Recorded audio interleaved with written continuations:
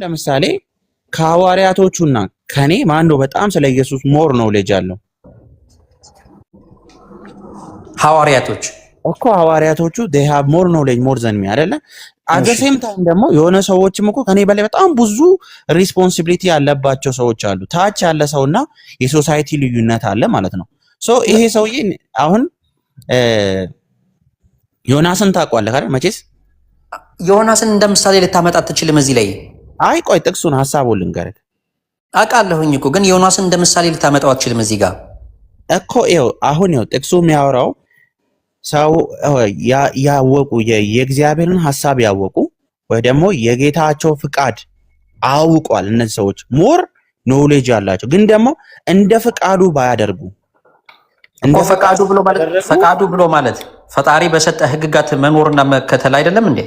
አዎ እሱማ ትክክል ነህ እኮ በቃ አሁን ምንድነው የሚለው ጥቅሱ? ጥቅሱ እኮ ከላይ እኮ ጀምረህ ብታነበው ማለት ነው ርዕሱ ራሱ የተቀመጠው የደጉና የክፉ አገልጋይ ምሳሌ አለ። አንድ ሰው አንተ አሁን ደግ የምትባለው በምትሰራው ስራ ነው፣ ክፉ የምትባለውም በምትሰራው ስራ ነው አይደል እንዴ?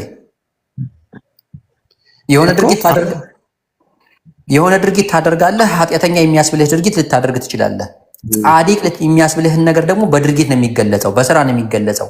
አንተ ለምሳሌ የተራበን ብታጠጣ፣ የተራበን ብታበላ፣ የተጠማን ብታጠጣ፣ የተረዘን ብታለብስ ይሄ ጽድቅ ሆኖ ይቆጠርልሃል። ገባህ አይደለ? በተቃራኒው ደግሞ ሌባ ሆነ መዝረፍ ብትጀምር፣ መስረቅ ብትጀምር፣ ነፍስ ብታጠፋ፣ ብታጭበረብር፣ ብትዘሙት ጌች ኃጢአተኛው ትባላለህ። መገለጫ ራሱ እኔ አሁን ሐሰን ሌባው እባላለሁ። ገባህ አይደለ? ስሰርቅ ብገኝ የዚህ ተቃራኒ ደግሞ ስሰጥ ብታይ እንደ ሰጩ ሐሰን እሱማ እኮ ደግ ነው የሚባል ስም ይወጣልህ። ካልገባክ በእነዚህ ነገሮች ነው አንተ ልትጠየቅ የምትችለው። ወንድም ኢብራሂም እንደተመለስክ አቋርጠኝ፣ ከወገን ናኦል ጋር ትቀጥላላችሁ ቁርስ ከጨረስክ ማለት ነው። ኖ ፕሬሸር። ግልጽ ነው አይደለን ጌች?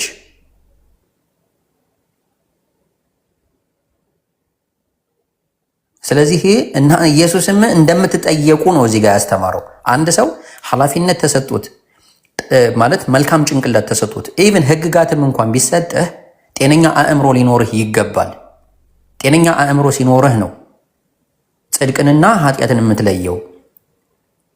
አንድ ብድ ሰው፣ ጤናው የተዛባበት ሰው፣ ጽድቅም ሆነ ኃጢአትን የማይለይ ሰው ኃጢአት በመስራቱ አምላክ ለምን ሰራህ ብሎ አይጠይቀውም። ጽድቅም በመስራቱ በቃ ደግ አደረግክ ይባላል እንዴ? አያቅም። በቃ አመሰግናለሁ ጌች። አይ ቲንክ ኢብራሂም ሲመጣ ለናኦልና ለሱ ቦታ እንለቃለን። ናኦል ሰላም ብያለሁ። እንዴት ነህ? ሰላም ናችሁ? እንዴት ናችሁ? ሰላም ነው። የጠፋ ሰው እንዴት ናችሁ? ሰላም ነን፣ ሰላም ነን። ጥያቄ ልጠይቅህ ናኦል።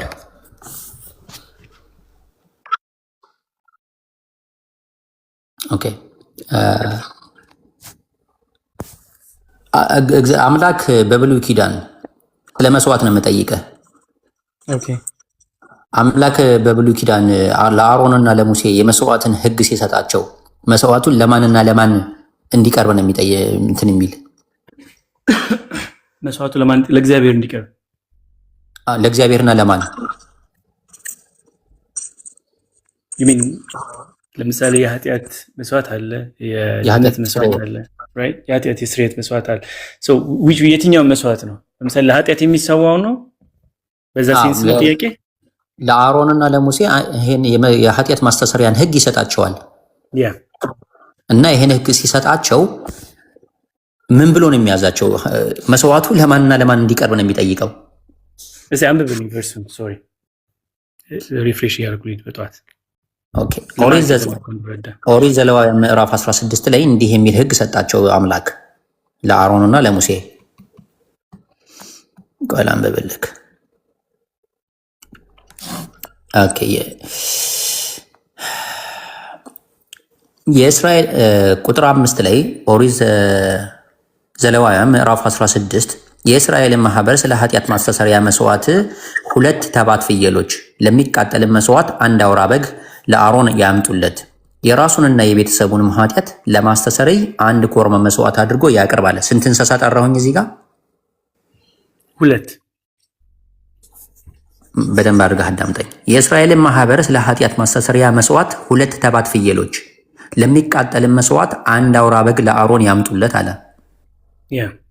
ስንት? አሁን ሁለተኛ ላይ ጠራ አንድ አውራ በግ ነው። 2 ተባት ፍየሎች፣ በመጀመሪያ 2 ተባት ፍየሎች፣ ለሚቃጠልም መስዋዕት 1 አውራ በግ ለአሮን ያምጡለት አለ። ቁጥር 6 ላይ የራሱንና የቤተሰቡን ኃጢአት ለማስተሰረይ 1 ኮርማ መስዋዕት አድርጎ ያቅርብ። ከዛ ቁጥር 7 ላይ ከዚህም በኋላ 2ቱን ፍየሎች ወደ መገናኛው ድንኳን ደጃፍ በእግዚአብሔር ፊት ይውሰድ። ከዚያም አንዱ ለእግዚአብሔር 2ኛው ለአዛዚኤል የሚል ምልክት ያለባቸው 2 ድንጋዮች ወስዶ ዕጣ ያውጣ አለ። ከዛ ቁጥር 9 ላይ አሮንም በዕጣ ለእግዚአብሔር የተመረጠውን ፍየል ስለ ኃጢአት ማስተሰሪያ መስዋዕት አድርጎ ያቀርበዋል። ቁጥር 10 ላይ ለአዛዚኤል የተመረጠውን ፍየል የሕዝቡን ኃጢአት ተሸክሞ ወደ በረሃ እንዲላክ ከነ ሕይወቱ ወደ እግዚአብሔር ፊት ያቀርበዋል አለ። ለማንና ለማን ነው 2 እንስሳዎች የሚቀርቡት? ለእግዚአብሔር። ኦኬ፣ ልብ ብለህ አዳምጠኝ። ቁጥር 8 ላይ የመጀመሪያው ምን መሰለህ? ላብራራልህ። ቆይ ሐሰን ላብራራልህ። አዎ ቀጥል። በደንብ ሰምተኸኝ ከሆነ የሳትከውን ነገር ለአዛሄል እና ወይም ደግሞ በዲመን በሰይጣን ለሚመሰለው ወይም በአጋንንት ለሚመሰለው የጀዊሽ ፊገር እና ደግሞ ለእግዚአብሔር የሚለውን የሁለቱን ነው የመጣው። ግን አንተው ራሱ ያነበብከው ላይ ምን ይላል መሰለህ? አዛዜል ልክ ነህ። አዛዜል ቃሉን እንትን ብዬ እና ምን ይላል መሰለህ? አንተ ላይ ያመጣው ራሱ ሁለቱም በእግዚአብሔር ፊት ነው የሚሰዋው። ራይት፣ በእግዚአብሔር ፊት ነው የሚለው ሁለቱንም። ኢቭን ለአዛዜል ያለው ራሱ በእግዚአብሔር ፊት ነው የሚለው። ልክ ነኝ አይደል? ማለት ለአዛዜል እስከ ነፍሱ ነው የሚለቀቀው፣ በብርሃን የሚለቀቀው እኮ አይ ነው። ግን በእግዚአብሔር ፊት ነው አይደለም እሱ የሚለው እኮ ወጣም ወረደም እኮ ሁለተኛው። ስለዚህ በእግዚአብሔር ፊት ነው የሚለው ማለት ነው አይደለም? በእግዚአብሔር ፊት ነው የሚለው ሁለቱም። ራይት፣ ቆይ አንዴ። ሁለቱም እንስሳዎች ዕጣ ይጣልባቸዋል። ኦኬ፣ ዕጣ ይጣልባቸውና ዕጣ የሚደርሰው አንደኛው ለእግዚአብሔር ዕጣው ሲደርስ ለእግዚአብሔር መስዋዕት ይሆናል። ያኔ ይታረዳል ነው። ኦኬ፣ ሁለተኛው ዕጣ ለአዛዜል የሚለው ዕጣ የሚወጣበት ደግሞ ለበረሃ እንዲለቀቅ እስከነ ነፍሱን የሚለቀቀው ኦብቪየስሊ ሰማይና ምድሩ እንዲሁም በመካከላቸው ያለ ነገር በአጠቃላይ የአምላክ ነው ብለን የምናምነው እኮ ገባክ አይደለ? በማንም ፊት አይደለም። ዞሮ ዞሮ ግን ሁለተኛ እስከ ነፍሱ የሚለቀቀው አዛዜል የሚባለው ጋኔን ነው። ምንድነው ፊገራቲቭ ራይት? the whole concept of እንትን የመስዋዕትነት the whole concept is ፊገራቲቭ የሆነ በእግዚአብሔር ፊት የሚደረግ የማንጻት ስነ ስርዓት ነው። በመጀመሪያ መረዳት ያለብን ነገር ማለት ነው። ሁለተኛ ነገር ለአዛዜልም አለው አሁን 2 and 4 እንዳይሆን ማለት ነው። ለምሳሌ ለኃጢአት ሲል እና ለእግዚአብሔር ሲል የተለያዩ ነገሮች ናቸው። ለኃጢአት ማለት ስለ ኃጢአት ማለት ነው። ለእግዚአብሔር ሲል ደግሞ ቱ ጋድ ነው፣ ወደ እግዚአብሔር የሚደርስ ነገር ማለት ወደ ነው የሚለው አማርኛችን ለምሳሌ የምንለው እሱም ችግር እንዳይፈጥር። ሁለተኛ ነገር ነው ማነሳለህ ምን መሰለህ? ሁለቱም ነገሮች መስዋዕቱ የሚከናወነው በእግዚአብሔር ፊት ነው። እግዚአብሔር ነው ራሱ ቨርሱ ራሱ ለምን እንትን እንዳልከው አላውቅም፣ ብትደግመው ራሱ ይነግራል። አዛዜልም ቢሆን የሚሄደውም ቢሆን የሚለቀቀውም ፍየል ነው መሰለኛል ቢሆንም ራሱ እሱ ራሱ በእግዚአብሔር ፊት ነው የሚሆነው። ናኦል ሰማይና ምድሩ በአጠቃላይ የማን ነው ብለን እናምናለን? በማን ቁጥጥር ስር ነው? በአምላክ ቁጥጥር ስር ነው አይደል? ጀነሬቲቭ ጀነራል በሆነ ወይ ሁሉ ሰማይና ምድሩ ሁሉ ለእግዚአብሔር ነው በሚል ሴንስ አይደለም እያወራው ያለው። ራሱ ስፔሲፊካሊ ምን ይላል መሰለህ? እሱማ ኤቭሪቲንግ መስዋዕት የምታደርገው ነገር ሁሉ እኮ እግዚአብሔር ነው። ግን እግዚአብሔር ስፔሲፊካሊ ያስቀመጣቸው ነገሮች አሉ። ይኸውልህ እኔ በማን ፊት ነው ክርክሩ እኮ በማን ፊት ነው ሳይሆን አምላክ ለአሮንና ለሙሴ የሚሰጣቸው ሕግ የመስዋዕትን ሕግ አንድ ዕጣ 2 ፍየሎች ይቀርባሉ። 2ቱ ፍየሎች ላይ ዕጣ ይጣላል። ዕጣ ሲጣል አንደኛው ላይ አዛዚኤል የሚል አንደኛው ላይ ለእግዚአብሔር የሚል ዕጣ ይጣጣል። ለእግዚአብሔር የሚደርሰው ይሰዋል ነው ይታረዳል ነው። ለአዛዚኤል ዕጣው የወጣበት ደግሞ ለአዛዚኤል እንዲለቀቀ አምላክ ትእዛዙን ይሰጣል እያልኩ እኮ ነው። ለምንድን ነው ለአዛዚኤል እንዲለቀቅ የሚያደርግ አምላክ ነው? ሙሉ አንብቦ ምንድን ነው የሚለው እሱ ቨርስ? የትኛው? አሁን ያነበብኩ ለምሳሌ ለአዛዚ ሊሰጣል የሚለውን ሐሳብ እስቲ አንብበው ሙሉ ቨርስ አንድ ቨርስ እሺ ከቁጥር 8 ልጀምር ወይስ ከዕጣው ልጀምር ወይስ ቨርስ መጨረሻ ላይ ያለች መጨረሻ ላይ ያነበብካት ቁጥር 10? እሺ ቁጥር 10 ላይ ለአዛዜል የተመረጠውን ፍየል የሕዝቡን ኃጢአት ተሸክሞ ወደ በረሃ እንዲላክ ከነ ሕይወቱ ወደ እግዚአብሔር ፊት ይቀርባል አለ። በቃ ጀስ ደን አለቀ። በቃ ከነ ሕይወቱ በማን ፊት ነው የሚቀርበው? ሐሰን ከነ ሕይወቱ በበረሃ የሚለቀቅ እኮ ነው። በማን ፊት ነው የሚቀርበው? ሐሰን በማን ፊት ነው የሚቆመው ሳይሆን ለማን ነው የሚለቀቀው ነው። ሐሰን በማን ፊት ነው? አንድ አሚራ አወራሃል። ለማን ነው የሚለቀቀው? ለማን ነው የሚለቀቀው? አረ እየጠየቅኩት ነው ይመልስልኝ። አይን ጥያቄ ነው እየጠየቅኩት። አንተ መልስ። ለማን ነው የሚለቀቀው? እኔ በማን ፊት ነው ለማን ነው የሚለቀቀው? እሱን አረ ቆይ መልስልኝ። ለማን ነው የሚለቀቀው ነው? አሁን አሚር አንዴ ሐሰን ጋር ልጨርስ። መልሰውና ትቀጥላለህ። ከአንድ ሰው ጋር ባወራ ደስ ይለኛል። ጭቅጭቃት ችግር የለውም። ከሱ ጋር ትቀጥላለህ። መልሰው። ለማን ነው የሚለቀቀው? እኔ ደግሞ የጠየቅኩን ጥያቄ መልስ። በማን ፊት ነው የሚቀርበው? ለማን ነው የሚለቀቀው? በማን ፊት? ጥያቄ ነን እኮ እኛ ነን ጠያቂ። አሚር ቆይ አንዴ፣ አሚሩ ቆይ አንዴ። ይኸውልህ ናኦል ጉዳዩን ማለት ነው የፉክክርና የጭቅጭቅ እናድርገው። ግን አንተ አሁን ቆይ ይኸውልህ ናኦል ይኸውልህ አንተ አሁን የመረጥከው መጨረሻ ላይ ያለችውን አንቀጽ አንጓ ነው። ወደ እግዚአብሔር ፊት ይቀርባል የሚለውን ነገር ልክ እንደሰማህ ላይ ያለውን ነገር ስዊች አደረክ።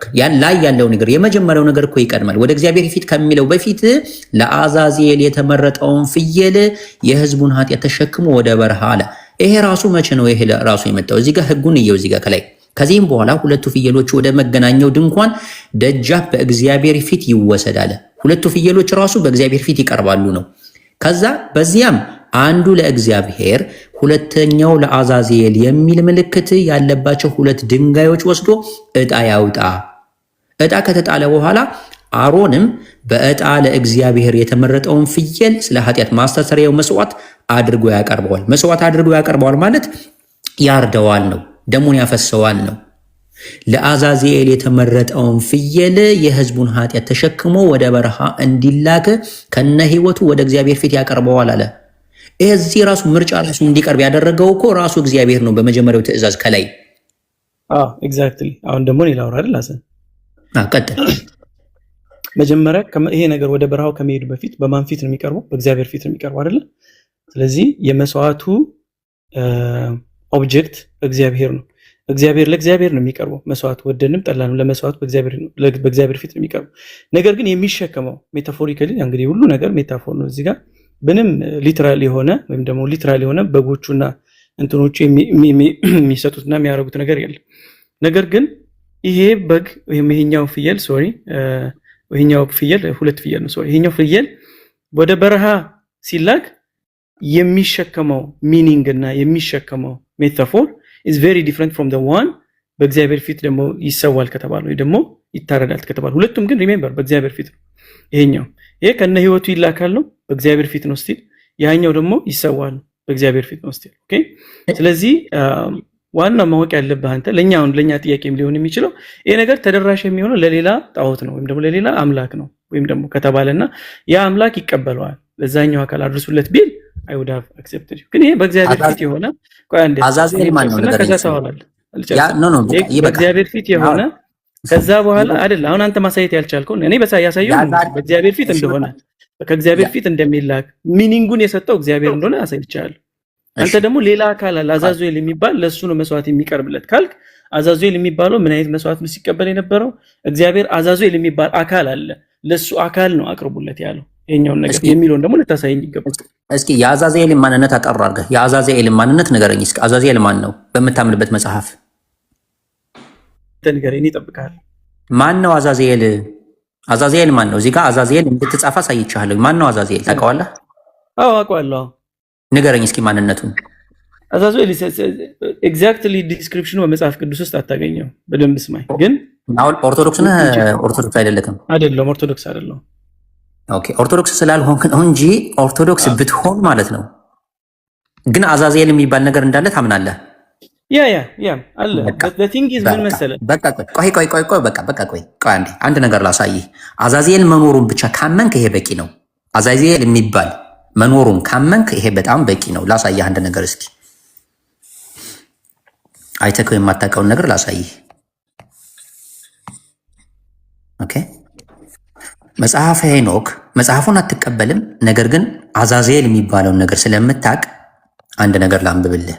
እየነገርኩ እኮ ነው ከጂውሽ አይሁዳውያን እምነት ላይ ያለ ነው ያዛዜል ኮንሰፕት ማለት ነው።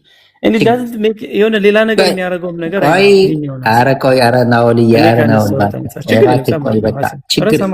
ኦሪገን ይቀበላል ሐሰን ነው ኦሪገን የወደቀው መልአክ ነው ብሏል አዛዜል ማለት።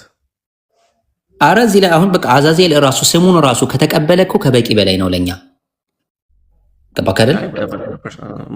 ማለት መጽሐፍ ቅዱስ ውስጥ ያለ ነገር ነው እያወራን ያለን። አይ ዶንት ኖ ሃው ዲስ ቢኬም እንደ ቪክቶሪ እንደ ትልቅ ነገር እንዳወራችሁት አልገባኝም። እኔ እንደ ቪክቶሪ የአይሁድ ኮንሰፕት እንደሆነ እየነገርኩ ነው። ግን እሺ ታሳየኝ የፈለከውን ነገር ውይይት ነው እንጂ እዚህ ጋር አንዳችን ቪክቶሪ ለማሳየት አይደለም። እየተወያየ ነው፣ ትውልድ እንዲማር ነው።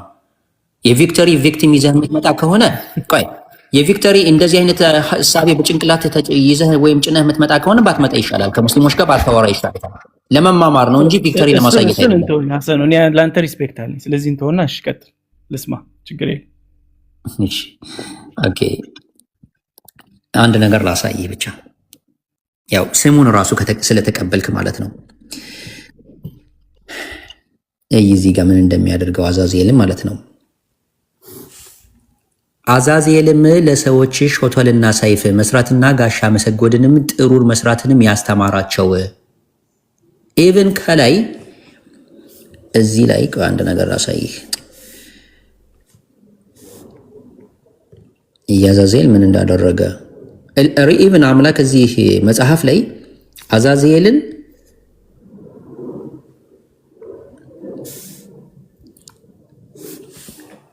እዚህ ጋር ግፍን ስላስተማረህ የስድብንም ስራ ሁሉ ስላስተማረህ ለሰው ልጆች ኃጢአትና የግፍን ነገር ስላስተማረህ እረፍት፣ ልመና፣ ይቅርታ አይደረግልህም አልሁት። ለማን ነው እንደዛ የሚለው? ለአዛዜል ነው እንደዛ የሚለው። ኦኬ አሁን እኮ እሱ መጽሐፍ አይቀበልም ሐሰኑ እሱ መቀበል ለመረዳት ነው የፈለኩት ነው። መቀበል አለመቀበል ይኸውልህ፣ ይህንን መጽሐፍ መቀበል አለመቀበል ሳይሆን አምላክ ለአሮንና ለሙሴ ለኃጢአት ማስተሰሪያ የሰጣቸው የመስዋዕት ሕግ ሁለት እንስሳ እንዲያቀርቡ ይጠይቃቸዋል። አንደኛውን ለራሱ ነው፣ ምክንያቱም ያንኛው የሚታረድ ስለሆነ። ይሄኛው ግን እስከነነብሱ ወደ በረሃ ነው የሚለቀቀው።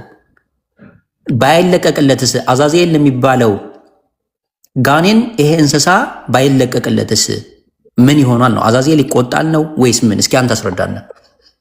ኦኬ ዛትስ አ ጉድ ኩዌስችን። ጥያቄ እንደዛ ፍሬም ብታረገው ቀላል ነበር። አሁን መጀመሪያ ተጀማመረህ ምን አልክ መሰለህ? አዛዜል አሁን መጀመሪያ ስለ አሁን ላይ ለማንም መስዋዕት አምላክ ለማን ነው መስዋዕት እንዲቀርብ የሚጠይቀው ያልኩ ነበር። ያወራው እንደዚህ ምን ቀጥል አይሻልም? እሺ ቀጥል። ስለዚህ አዛዜልን ታውቀዋለህ ብለህ ስትለኝ እኔ ሌላ ሚራክል ልትነግረኝ ነው መሰለኝ ሆነስትሊ ስፒኪንግ። ምንድነው ምን አዲስ ነገር ሊነግረኝ ነው ብዬ ነው የጠበቅኩት። እና ኤኒዌይ ዞሮ የጂዊሽ ኮንሰፕት ላይ ነው የምትመጣው። አይሁዶችን ኮንሰፕት ነው አዛዜልን በተመለከተ ያለውን ኮንሰፕት ነው የምትመጣው። whatever that entity is በአይሁዶች ላይ ያለውን ራሱ የሚወክለው ምንም አይነት ኢንቲቲ ቢሆን፣ የወደቀ መልአክ ቢሆን፣ የሞተ መልአክ ቢሆን፣ አጋንንትም ቢሆን፣ የትኛውም ነገር ቢሆን በዚህኛው የመስዋዕት ስርዓት ውስጥ ግን የሚወክለው ነገር ምንድን ነው? እግዚአብሔር አንደኛውን መስዋዕት ለኃጢአታቸው በእግዚአብሔር ፊት ይሰዋል። ሁለተኛው ደግሞ ኃጢአት ሁለት አይነት ባህሪ አለ። አንደኛው ይታጠባል። ሁለተኛ ደግሞ ምን አለው መሰለ ኦሪጂን አለው። ምንድነው? የኃጢአት መነሻው ከሰይጣን ከራሱ ነው። የመጀመሪያው አማጺ ኃጢአትን የሰራ የመጀመሪያው ራሱ አመፀኛ ሰይጣን ከሱ ነው መነሻው። ስለዚህ ከህዝቡ ደግሞ እንዲወገድ ከህዝቡ መወገዱን ማሳያ ደግሞ ወደ በረሃ የሚሸኙበት መንገድ ነው ማለት ነው። ለኛ ብቻ ለአይሁዶችም ፊጋራቲቭ ነው ሶፋር እኔ እስከማውቀው ድረስ። ስለዚህ ፊጋራቲቭ ነው። ይህም ፊጋራቲቭ ወይም ደግሞ በሜታፎር የምንረዳውን ኮንሰፕት ነው አምጥተህ ለሌላ አካል መስዋዕት ይሰዋል።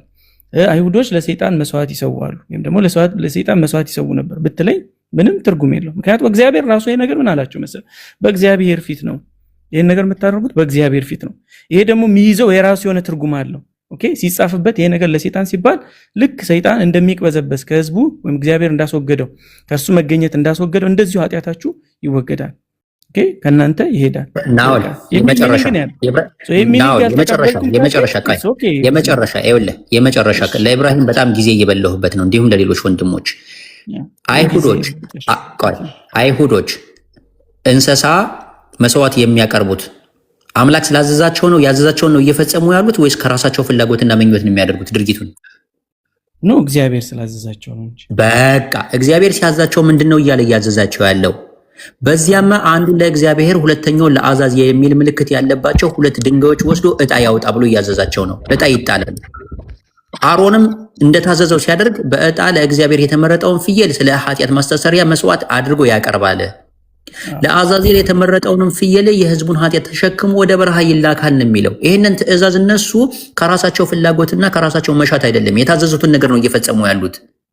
አዛዜል ደግሞ ማን ነው የሚለውን ነገር አንተ አታምነውም መጽሐፉን። ነገር ግን ይኸውልህ የአዛዜል ምንነትና ማንነትን አምላክ ራሱ እንደዚህ ይለዋል። ኢብሮ ሶሪ ኢብሮ ሐሰን እኔ ጨርሻለሁኝ። ጨርሻለሁኝ። አመሰግናለሁ ለነበረን ቆይታ። ኢብራሂም አፉ በለኝ ጊዜ ስለወሰድኩብህ። ጀዛኩም አላሁ ኸይረን። ኢብራሂም ወንድም ኢብራሂም ቀጥሉ ከናውል ጋራ። ናውልን ሰላም ልበል እስኪ አንዴ። ናውል ኢብሮ ሶሪ እንዴት ነሽ? ሰላም ነሽ? እንዴት ነህ? ሰላም ነው? ጊቭ ሚ 2 ሚኒትስ ኦኬ። ገና ነህ ኢብሮ? እሺ እንዴት ነህ ናውል ከበደ? አለሁ እንዴት ነሽ? ሁሉ ሰላም ሁሉ ሰላም። ጠፍተሃል? ያ ጠፍቻለሁ፣ ቢዚ ነበርኩ። ግን ያው እየገባው ማውራት ትናንት ስጠይቀው የነበረ ጥያቄ ነበርና ዛሬም እስኪ ልድገምልህ። እሺ በቃ ላይክ ባይብል ላይ ማለት ነው እያንዳንዱ ነገር ጀስት ሜታፎሪካሊ ስፒኪንግ ነው የተቀመጠው ነው የምትለው? አሁን ነው አይደለም። ሜታፎሪካል እና እነዚህ ፊገራቲቭ የሆኑ ንግግሮች ወይም ደግሞ አንትሮፖሞርፊዝም ለአምላክ በሰውኛ አገላለጽ የተሰጡ እነሱ ሌላ ዲፍረንት ነው፣ ዲፍረንት ካታጎሪ ሊሆን ይችላል። ግን እነዚህ ንግግሮች በኮንቴክስታቸው መረዳት አለብን ብዬ ነው ማስበው ማለት ነው። ለመጀመሪያ ጊዜ የመጽሐፍ ቅዱስን ጥቅስ ማለት ነው አረ ይሄ ነገር የለም ብሎ ተከራክሮ እዚህ ጋር ተገልጾለት እዚሁ ተረድቶት ሜታፎሪካሊ አነጋገር ይሁን ፊገሬቲቭ ስፒች ይሁን ዳይሬክት ስፒች ይሁን ላይክ እንዴት ነው አሁን በአሁን እንደዚህ ሊገባን የሚችለው? ኢቭን ሜታፎሪካል ነው ስንል ምንድን ነው መስፈርቶቹ? ላይክ ሜታፎሪክ ስፒች የራሱ የሆነ መስፈርት አለው አይደለም? it does. Okay, what are those criteria? ሜታፎሪካል ስፒች ነው ለማለት ወይ ደግሞ ይሄ ፊገሬቲቭ ስፒች ነው ለማለት የራሱ የሆነ መስፈርቶች አሉት። እነዛ መስፈርቶች ምንድን ናቸው? መረዳት ነው። ለምሳሌ አሁን ምንድን ነው ስሙ የአንድ የአማርኛ አባባል ልስጥሽ እና አባባሉን ከዛ በኋላ ይሄ ነገር ሊትራል ነው የምንረዳው ወይስ ሜታፎሪካል ነው የሚለውን እንረዳ። ሆደ ሰፊ ነው አይደል? አባባል አይደለም ፍሬዝ ነው አይደል? አውቃለሁ። ግን አሁን ሆደ ሰፊ ነው የሚለው ቃል ሁለታችንም እንደምናውቀው የሚገልጸው ሌላ ትርጉም ነው ያለው አይደል? ታጋሽ ነው የሚል ትርጉም ነው ያለው። ግን ደግሞ ሊትራል ቃሉ ያው ተንሰለው ቃል በቃል ከተባለ ስለ አናቶሚካል ነገር ነው የሚያወራው። ሆድ የሚባል አናቶሚካል ኦርጋን አለ ሆዳችን ላይ ወይ ስቶማክ ሊሆን ይችላል ወይ የሆነ ነገር የሱን መስፋት ነው የሚያወራው ቃል በቃል ከወሰነው አይደል? ይቅርታ እንዴ ብዙ ሰዓት ማለት ነው ኢንተራፕት ላደርግ ፈልጌ አይደለም፣ ግን እንትን እንዲይዝ ብዬ ነው። ኢብራሂም እስኪመለስ ኢብሮ ስትመለስ ንገረኝ እሺ። መያዝ አልፈለኩም ቦታ ተመለስኩኝ። በቃ እሺ ናውል በኋላ ጠይቃለሁ። በኋላ ጠይቃ። እሺ ናውል እንዴት ነህ? ሰላም ነው ወይ? አለሁ። እንዴት ነህ? ዛሬ ታስወራኛለህ ብዬ አምኜ ነው የገባሁት። እኔ ደግሞ ዛሬ ማዳመጥ ትችላለህ ብዬ ነው የጀመርኩት። ገና ምንም ሳላወራ ጀመርክ ማለት ነው። እሺ ስላሴ አማኝ ነህ አይደለ ናውሌ? አዎ። እስኪ where in the Bible ስላሴ አብ ወልድ መንፈስ ቅዱስ አንድ አምላክ መሆናቸውን የሚያሳይ አንድ ጥቅስ ስጠኝ እስቲ። የለም። ኦ ማይ ጋድ የለም። አብ ወልድ መንፈስ ቅዱስ አንድ አምላክ መሆናቸውን የሚያሳይ አንድም ጥቅስ የለም። ስለዚህ ስላሴ የለም። እናመሰግናለን። ስለዚህ ቨርባቲም ነው ቃል በቃል ነው የፈለግከው አይደል? ኖ አላልኩም እንደዛ። ቃል በቃል እኮ ይሄ ተመታ ያለፈበት የድሮ ምናምን ጥያቄ እኮ ነው ታውቃለህ። ስለዚህ ኮንሰፕት ነው የፈለግከው?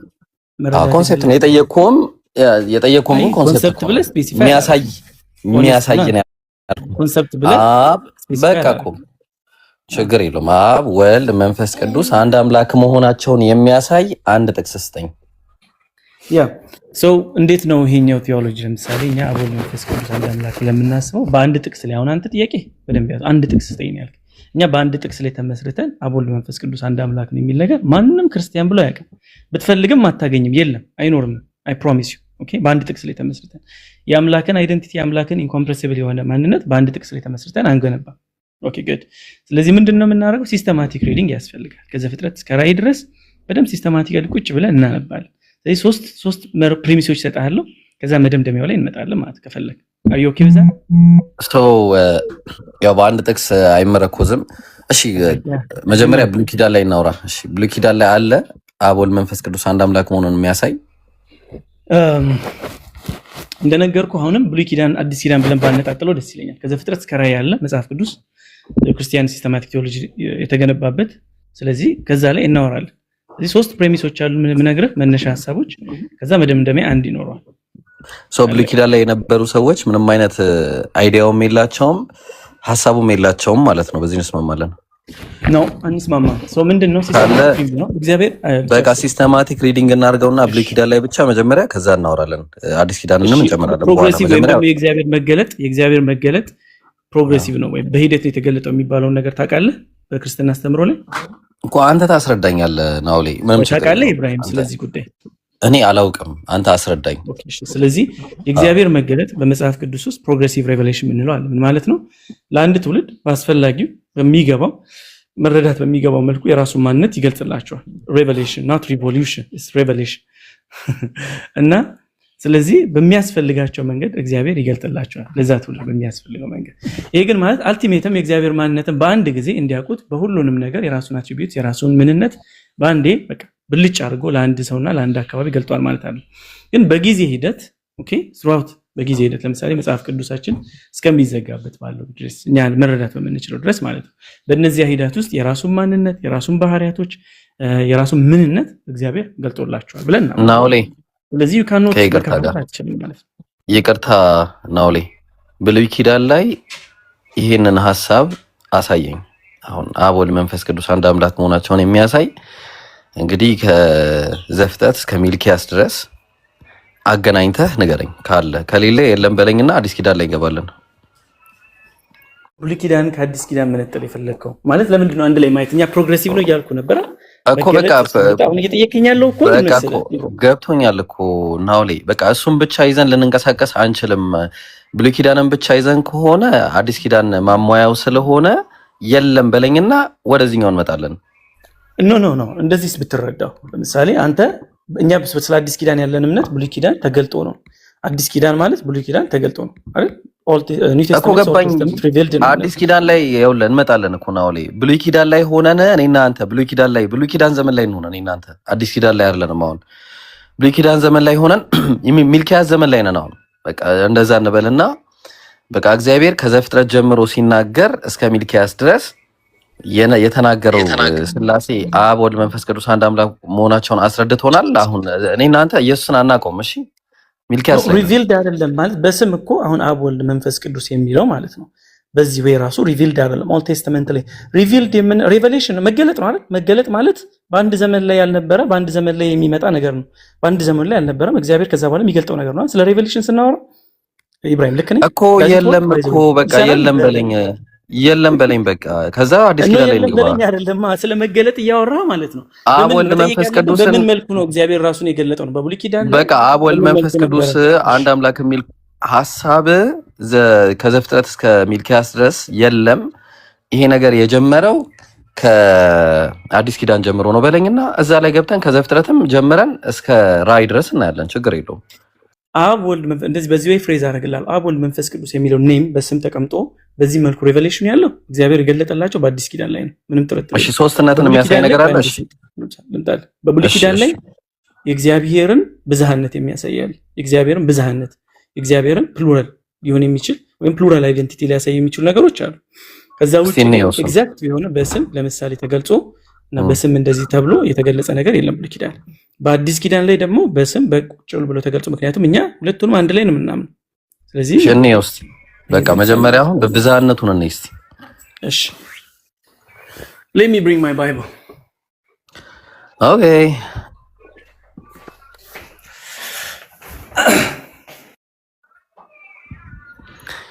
ደረረን ደረን ደረን ደረረን ደረረን ሰው አለ ታብታብ እናደርጋቸው።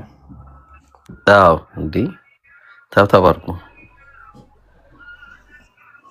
አሚርን አናታናት እስኪመጣ ድረስ ያጀማ ያኛው አካውንት ስለተመታ ኮፒ ሊንክ እናድርግ። ባረከላሁ ፊኩም ጀዛኩም ላኸይር። እዚህ ጋር ታግርት ታደርገው አሪፍ ነበር። አዎ ስለጃ አካውንት እኮ መነገሩ ላይ ያስፈልገውም ሁሌ ስለሆነ የተለመደ ነውና ኮፒ ሊንክ አድርጉለት። እሺ ገብታችሁ ኮፒ ሊንክ አድርጉለት። ያኛው አካውንቱ ኮፒ ሊንክ ትላላችሁ። ሰላም አለይኩም ኢብሮ እንዴት ነህ? ወአለይኩም ሰላም ወራህመቱላሂ ወበረካቱ። እንዴት ነው ስሚዝ አለ? ያለን አልሐምዱሊላህ። በዛውም መቅረብ ያለበት ጥያቄ ብዬ ማስበው ማለት ነው ኢብሮ፣ ለምሳሌ በሙሴ ዘመን ወይ በሚልኪያስ ዋሬቨር ዘ ፕሮፊት ማለት ነው ፕሮግሬሲቭ ሬቪሌሽን ብለው የሚያመጡት ነገር ትንሽ ስለሚያስቀኝ ነውና በዛ ዘመን ሲገዙት የነበረው ጀስት 3 ይሁን 4 ይሁን 100 ይሁን አያውቁም። ጀስት ፕሉራሊቲን ለማሳየት ኢንዲኬት ለማድረግ ጥቅሶችን ካመጣ ስለዚህ ሙሴ ፕሉራሊቲን ተረድቶ 100 አምላክም እያመለከ ነበር ማለት እንችላለን። ይሄ ብሮ ለምን ኤግዛክትሊ 3 መሆኑን አያውቅም። ትክክል። በቃ ይሄ አንደኛው የኔ ጥያቄ ነው። በጣም የሚገርም ነው ማለት ብዛነትን ካለ አንድ እንግዲህ የሚያውቁት ዳግም 6:4 ላይ እስራኤሎች ስማ አምላካችን ያህዌ አንድ ያህዌ ነው ብሎ ሲናገር እንግዲህ ኢቨን እዛ ላይ ራሱ ስለ አንድነት እንጂ ስለ ብዛነት አይወርም። ይሁንና ስለ ብዛነት ነው ብሎ የኻድ የሚለውን ነገር ቢያነሳ ራሱ ምንድነው አምላክ በማንነቱ ስንት እንደሆነ የማያውቁት አምላክን ነው የሚያመልኩት ማለት ነው። ላይክ በጣም የሀገር አምላክ ማለት ነው። እና ይሄ በጣም አስቸጋሪ ነው የሚሆነው በእውነቱ አምላክን አለማወቅ በራሱ በጣም ችግር ነው። እንዴ ስሚዝ ስትሪክት የሆነው ሞኖቴስቲክ ሳስበው ሙሴን ጀስት የሚያመልከውን አምላክ ቁጥሩን አያውቀውም ስንል ምን አይነት ክሌም ሊሆን እንደሚችል ሱብሃንአላህ ወላሂ this is crazy እንዴ ይሄ እኮ በቃ ሊትራሊ ከሙሴ አስተሳሰብ ጭራሽ ያፈነገጠ ነው። ምክንያቱም እንዴ እኔ እያለ ሲናገር የነበረው ከኔ ውጪ ሌላ አምላክ የለም ምናምን ሲል የነበረው አምላክ ከዛ ኮምፓውንድ እንዴ በጣም ብዙ ውስጡ ጠቅልሎ የያዘ ብዙ አምላክ ነው የሚል አስተሳሰብ በጭራሽ ሊኖረውም አይችልም፣ ኖሮትም አያውቅም። ይሄ እንዴ እስቲ እንየውሽ ናው ሊመጣ እሺ ቨርስ 9 ያ እስቲ ጄኔሲስ 19 ላይ እንሂድና ኦልራይት ጄኔሲስ 19 ሄደናሽ በሶዶምና ጎሞራ የሆነው አዎ እግዚአብሔርም ከእግዚአብሔር ዘንድ የሚል ሐሳብ ነው እግዚአብሔርም ከእግዚአብሔር ዘንድ የሚለው ነው። ያ ምን እንዴት ነው የምትረዳው? ቁጥር 24 ላይ ያለውን ሐሳብ ማለት ነው። አዎ ምንድነው ይሄ እግዚአብሔር ስለራሱ በሶስተኛ መደብ እየተናገረ ነው። አልገባኝም። እስቲ አብራራ። እሺ እንዲገባ ጥቅስ ልስጥ ዘፍጥረት 4:23 ላይ ገባ።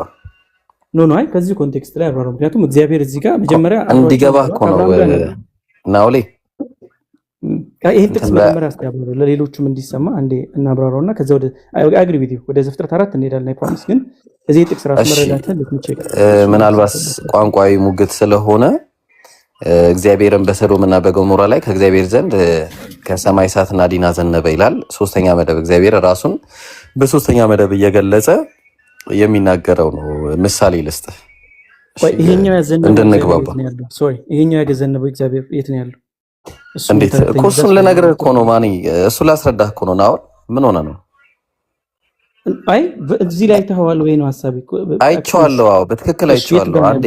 አንዴ የቱ ጋር ነው ያለው? ምዕራፍ 18 ላይ የት ነው ያለው እግዚአብሔር? ኦኬ ምዕራፍ 18 ያው ከሰማያት በላይ ነው እግዚአብሔር ከሰማያት በላይ አይደለም ነው አይደለም። እሺ እንየውሽ ምዕራፍ 18 ቁጥር 1 ልትጀምር ነው አይደለ? በቃ ችግር የለውም። እኔ የአብርሃሙ ስላሴ እኔ ውስጥ እሱም አያስኬድም። ስለዚህ አሁን ይሄ በሶስተኛ መደብ ነው። እኔ ቁጥር 18 እስቲ ምዕራፍ 18 ላይ እስቲ ችግር የለም ኤቨር ከተሳሳትኩ ችግር የለም እናያለን። እሺ ምን አለ? በቀትርም ጊዜ እሱ በድንኳን ደጃፍ ተቀምጦ ሳለ እግዚአብሔር በመምሪያ አድባር ዛፍ ተገለጠለት አለ። ምንድነው ተገለጠለት ማለት? መጀመሪያ ታየው ተገለጠ ነው መጣለት እኮ ተገለጠለት ማለት ራሱ እግዚአብሔር ታየው የሚለውን ብቻ ነው የሚያስይዘው። እሺ አብራራልኝ። ለምሳሌ አንተ የምታየውን ተረዳው ነገር ነገር በቃ ጥያቄ ጠይቄህ ነው እንትንም ለምሳሌ መጽሐፍ መሳፍንት ምዕራፍ 16 ቁጥር 7 ላይ እንደሌላም ሰው ተቋንቋ ነው እያወራ ያለሁት ነው። ምን ሆነ ነው ማኔ? አረ ስለመገለጥ ነው የማወራው። አረ ናውል ኮንቴክስት ይዘን ነው የምናወራው። ገብቶ አንተ ስጠይቀኝ ደግሞ እኔ ነኝ የምመልሰው፣ አንተ አይደለም የምመልሰው። ስመልስልህ ደግሞ እኔ የምትፈልገው ነገር አለ። አሁን አንተ እዚህ ጋር ከዚህ ጋር ተነስተህ እግዚአብሔር ተገለጠለት ሲባል አይቶ ነው የሚታይ ነገር አይቶ ነው ወይስ? የሚታይ ነገር አይቶ ነው። ግን እግዚአብሔር አይደሉም እነዛ ሶስት የመጡት ልልህ ምሳሌ ልሰጥ ነው። እንደሌላም ሰው እሆናለሁ ብሎ የልቡን ገለጠላት አለ። የልቡን ገለጠላት ማለት ልቡን ሰጣት ማለት አይደለም። እሺ ሰው በተመሳሳይ ሁኔታ እግዚአብሔር በቀትርም ጊዜ በድንኳን ደጃፉ ተቀምጦ ሳለ እግዚአብሔር በመምሪያ አድባር ዛፍ ተገለጠለት ማለት እግዚአብሔር ራሱ መጣ ሳይሆን እግዚአብሔር በሶስት ሰዎች ታየው ማለት ነው። ምን ማለት ነው? እነዛ ሰዎች መላእክት መሆናቸውን ላሳይ ነው። ኦብቪየስሊ እንየው። እሺ ጠብቃለሁ። this is interesting እስቲ ያ ኦፍ ኮርስ በቃ የታየው ጥያቄው እግዚአብሔር በስንት ሰው ምዕራፍ 18 ነው ታሳየኛል። ጠብቃለሁ። በቃ መጀመሪያ እንድንስማማ እግዚአብሔር በስንት ሰው ተገለጠለት? ሶስት ሰዎች እንደታዩ ይናገራል እዚህ ጋር። ሶስቱ እግዚአብሔር ናቸው አይደሉም? በቃ እናመሰግናለን። እሺ ስለዚህ የት አለ እግዚአብሔር ነው ያልኩት? ሶስቱም አይደሉም። ቃሌን እንዳትመጣው። ሶስቱም እግዚአብሔር አይደሉም። ኦኬ ሁለቱም ማለት ኦኬ ሶስት ኮንቲኒው። እሺ ጥያቄ እዚሁ ጋር ልጠይቅህ። ታች ሳንወርድ አንድ ጥያቄ። ምክንያቱም እንዴ አጋር ጋር የተገለጠው የእግዚአብሔር መልአክ ነው አይደል? አንዴ ኧረ ቆይ ምክንያት ስላለኝ ነው ወላሂ ለመሰለ። እሺ በኋላ እንደርስበታለን፣ ችግር የለም። እኔና አንተ እኮ ይኸውልህ ተበላልተናል እና ቀድመን ያው አንድ ስቴፕ እንቀዳደም። ደስ ይለኛል ሰው ለመታወቃችን ቀድመን መታወቃችን አይ ላይክ ኢት። ስለዚህ ነው በደንብ አውቃለሁ። ስለዚህ ጉድ ነው ኮንቴክስት። ምን አለ መሰለ እርሱም የዛሬ ዓመት ቁጥር 10 ላይ ምን አለ? እርሱም የዛሬ ዓመት እንደ ዛሬው ጊዜ ወደ አንተ በእውነት እመለሳለሁ፣ ሚስትህም ሳራም ልጅን ታገኛለች አለው። ማን ነው ይሄ? the lord እግዚአብሔር። ይሄ ለአጋር የመጣው ራሱ ነው አይደለ? ቆይ አልቆይም መልስ። the angel of the lord ነው። ልክ ነው። the angel of the lord የጌታ ልክ ነው። መልአክ ነው። እናመሰግናለን። የጌታ መልአክ ይለያያል። መልአክ ነው። በቃ ይሄው የጌታ መልአክና መልአክ ይለያል ማለት this is የክርስቲያን ዶክትሪን። አንተ አሁን እሱን ነው የምፈልገው። አሁን እሱ መረጃ እሱን አንተ አሁን ይሄ መልአክ መሆኑን አይተናል። ጋይስ በቃ ሎርድ ነው አለኝ። ተሳስተሃል። ቆይ ችግር የለም። አይ በደንብ እንተዋወቃለን። ቆይ ኧረ ተዋወቀን እኮ በቃ አለቀ። ተረጋጋና እናወራ፣ በስርዓት እናወራ። አሁን አንተም አታምልጥ። ጀስት ምዕራፍ 18 የትም አላመልጥም። ኤንጀል መሆኑን አይተናል። እሺ አንዴ ላውራ፣ እኔም ደግሞ ላውራ። እሺ አንዴ ነው the lord ይላል አይደል? ቨርስ 10 ላይ እግዚአብሔር ይላል። ጌታ ይላል። የቱ ጋር ቁጥር ስንት ላይ? ቁጥር 10 ላይ የመጣው ማን ነው አለን? ለአጋር የመጣው ማን ነው አለን? አይደለም ቁጥር 10 ላይ ምን ይላል ነው ያልኩህ። ቆይ ገብቶኛል እኮ ቁጥር 10 ላይ ምን ይላል ገብቶኛል። አዎ ቨርሱን አንብብልን። በጣም ጥሩ። እሺ እንግሊዝኛውን ነው ማነበብለው ወይስ ማንኛውን ያለኝ? ችግር የለም ግን አማርኛው። እሺ እኔ አማርኛውን እያነበብኩኝ ነው። ካልፈለክ ደግሞ ወደኋላ እንመለሳለን። ወደኋላ ተመለሰን ዕብራይስጡን እናወራለን። እሺ then the lord said I will surely return to you about this time next year and Sarah your wife will have a son. Okay. ስለዚህ ሎርድ ምን አለ? ሎርድ በዚህ መልአክ በኩል እያናገረው ነው። ምንም ጣጣ የለውም። እሺ ችግር የለውም። ምክንያቱም መልአክ ነው። ኤንጀል ኦፍ ሎርድ ተብሏል። የእግዚአብሔር መልአክ ተብሏል። ስለዚህ የእግዚአብሔር መልአክ ደግሞ እግዚአብሔር አይደለም። እሺ ሰው በጣም ጥሩ። አንድ ጥያቄ ልጠይቅህ እዚህ ጋር። እሺ ጠይቀኝ። ቁጥር 16 ላይ እንዴት እስቲ እሺ ቁጥር 10 ሰዎቹም ከዚያ ተነስተው ወደ ሰዶም አቀኑ አለ። እዚህ ጋር ሌላ ነው ብለኸኛል። እሺ ይጃል ቁጥር 16 ላይ ምን ይላል? ሰዎቹም ከዚያ ተነስተው ወደ ሰዶም አቀኑ አለ። ስንቶቹ ናቸው የሄዱት? ኳንተን ነው የጠየቀው። ከሶስቱ ስንቶቹ ነው የሄዱት? ሁለቱ ሄዱ። በጣም ጥሩ። አንዱ ቀረ ማለት ነው አብርሃም ጋር። አዎ በትክክል የቀረው የእግዚአብሔር መልአክ ለአጋር የተገለጠላት እሺ ይኸውልህ ለአጋር የተገለጠላት እግዚአብሔር መልአክ ጋር የሚሰራው ነገር ላሳያችሁ። ምንም አታሳየን። እኛ ተጓብተናል ነው በጣም እኮ ያዝናናኸኝ ነው ያለው ባይዘው። እኔ በጣም እኮ ነው ማዝናናው። ድሮም እኮ ታውቃለህ እንዴ ምን ሆነ ነው። ይኸውልህ ቁጥር 16 ላይ እንደዚህ ነው when the men got up to leave ሰዎቹ ሊሄዱ በተነሱ ጊዜ they looked down towards Sodom and ወደ ሶዶም ተመለከቱ። Abraham walked along with them to see them on their way ሊሸኛቸው ሊያያቸው ሆነ። ነገር ግን እግዚአብሔር then the Lord said እግዚአብሔር እንደዚህ ብሎ ተናገረ shall I hide from Abraham what I am about to do በእውኑ የማደርገውን ነገር ከአብርሃም ደብቀዋለሁን ብሎ ቀጠለ። ከዛ በኋላ ከአብርሃም ጋር ንግግር ቀጠለ። እነዛ ሁለት ሰዎች ሄዷል። ከዛ በኋላ ማለት እግዚአብሔር በማን በኩል ነው ከአብርሃም ጋር የሚነጋገረው? መጀመሪያ ቆይ አንዴ ይቅርታ። እግዚአብሔር ሲገለጥ ለአብርሃም በስንት ሰው ነበር የተገለጠለት? በሶስት ሰው አይደለ? በጣም ጥሩ። ያ ማለት እግዚአብሔር አይደሉም ብለን ጨርሰናል። ምክንያቱም ገና ነው የምናውቀው። አላወቅንም። ቁጥር 1 ላይ ቁጥር 1 ላይ አውቀናል። ቁጥር 1 ላይ ተረጋግተናል። ቁጥር 1 ላይ ይታወቃል። እሺ ችግር የለውም። እና በቃ የትም እኮ አትሄድም። እኔ አሁን ምንም እኮ አንዴ ማሰሪያ አንቀጼን ይዣለሁ። ችግር የለም። ሂድ። ምንም ችግር የፈለክበት ጥቅስ ላይ ነህ አንተ። ወላሂ ናውል የፈለከው ጥቅስ ላይ አስረዳኝ። ሂድ። ስለዚህ ሁለቱ ሰዎች ወደ ሶዶም ሄዱ። አብርሃም ሎርድ ከማን ጋር ቀረ? ከአብርሃም ጋር ቀረ። ይሄ ሎርድ የሚባለው ቃል እሱ መልአክ ነው ብሎኛል። እዚህ ጋር ቃሉ የሚለው ምንድነው? ጌታ ነው። ሎርድ ነው ያለው የሚቀጥለው። ስለዚህ አብርሃም ጋር ያወራል። ይሄን ያህል ሰው ባስቀርስ፣ ይሄን ያህል ሰው እንትን ብትልስ፣ አብርሃም ዲል እያደረገ እግዚአብሔርን እየለመነ እየማለደ ያለበት ሁኔታ እስከ ቁጥር 33 ድረስ ያለው። ከዛ ቁጥር ምዕራፍ 19 ከቁጥር 1 ጀምሮ እስከ ቁጥር 23 ድረስ ያለው ነገር እንዴት በሶዶም እና በጎሞራ መካከል የተፈጠረውን ነገር በደንብ አድርጎ ቁጭ አድርጎ የሚያሳይ ነው። አሁን ቁጥር 24 ላይ ሂዱልኝ አንድ ጊዜ ካይንድሊ ናው ላይ ቆይ ቁጥር እዛ ላይ አልተስማማንማ። ይሄ መጣልከው ቆይ አንድ ኧረ ቆይ ለእንትና ያበሰራት ማለት ነው። ለማን ነው? ለሳራን ያበሰራት ለአጋር የተገለጠው ነው አይደለ? ቆይ ኧረ ወዴት ነው የምሄደው? ለምንድን ነው? ኧረ ቆይ እንዴ ምን ሆነ ነው? ኧረ ወላሂ አይሆንም። ኖ በጣም ይዘኛል አንተ። ኤሌክትሪክ እንኳን እንዳንተ አይዘኝም። የሚገርም ነገር አሁን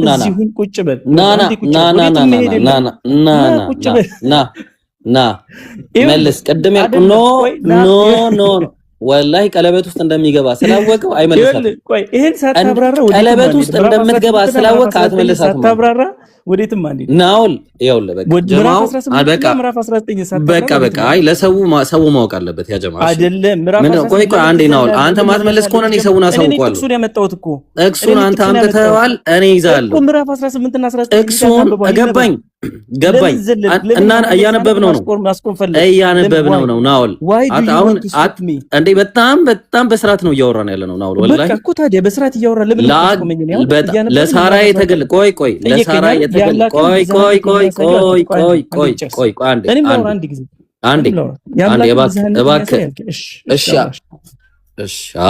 ጥያቄ ነው የምጠይቀህ። ለዚች ለሳራ ኧረ ለአላህ ብለህ ይሄን ቃል ማየት አልፈለገም ጋይስ። ይሄንን ቃል ማየት አልፈለገም። ወላሂ ነው ማለት ይሄንን ቃል ማየት አልፈለገም። ይሄንን ቃል ማየት አልፈለክም። አትፈልጉም። በቃ እኮ እሺ፣ አሁን እንስማማ እንዴ ማለት ሌላ ነገር ነው። እናየዋለን። እሱ ራሱ እዛ ላይ ነው ተስማምተን የምንሄደው። you promise okay if you በቃ ፕሮሚስ ከገባ let's see it no የትም አንንቀሳቀስም። መጀመሪያ እሱ ላይ ስንስማማ ነው እሱ ላይ ስንስማማ ነው የምንሄደው። እኔ እኮ ነው ጥቅሱን ያመጣሁት። እሱ ላይ ስንስማማ ነው የምትሄደው። ናኦል የትም ማለት አይደለም። ይሄ ያስኬድ ወላሂ የትም ማለት መጀመሪያ እሱ ምክንያቱም እንዴ ይሄ እኮ ሙግት እኮ ነው። በቃ አብራራ። በቃ አንተ አብራራና ጨርስና እኔ እጠይቃለሁ። በቃ ሂድ አብራራ። አይደለም እኔ ልጠይቅህ እኮ ነው ሐሳቢ ኖ በቃ እንደ ሙግት ካመጣው ደግሞ እኔ እጠይቃለሁ። እንደ ሙግት ካመጣው አለዛ አብራራ አያይዘህ በሌላ 450 ኖ it's not my style። እኔ እንደዚህ አይነት ስታይል የለኝም እንዴ። ይቅርታ አይደል ራስህ ጥያቄ አምጥተህ ኖ ከዛ በኋላ ስትጠይቅ ለምንድን ነው ይሄ እግዚአብሔር መልአክ ማን ነው? ማን ለአብርሃም የተገለጠ አይደለም ነው? እግዚአብሔር መልአክ ነው ወይስ አይደለም? ያላመጣው ጥቅስ ውስጥ ነው የገባው። አንተ እኔ ያላመጣው እኔ ደግሞ አመጣሁት። እኔ ደግሞ የሚገርምህ ሰርፕራይዚንግሊ አመጣሁብህ። በጣም ነው። እኔ ደግሞ ሰርፕራይዚንግሊ ያልጠበቅከውን አመጣሁት። በጣም በሚያሳዝን ሁኔታ ታመጣለህ እኮ። በቃ ስለዚህ አሁን መልሰው በቃ ከወደድከውን አግባበት። ኧረ በስመ አብ። እሺ አንተ ራስ ተረጋግተህ እስቲ ስማኝ። ለሰሚዎች ስትል ችግር የለም ሰሚዎቹ እኔ ችግር የለም ተዋቸው። ሂዱና እንዳለ ሂዱ። እኔ እናንተ እናወራለን። ሂዱ ተዋቸው። ጥያቄው ኖ የትም አልሄድም። ስለዚህ አታስጨርሰኝም። እኔ ማለት ነው አታስጨርሰኝም ማለት ነው ጥያቄው። ቆይ ጥያቄው የትኛው? ስለዚህ እኔ ማለት ነው አታስጨርሰኝም።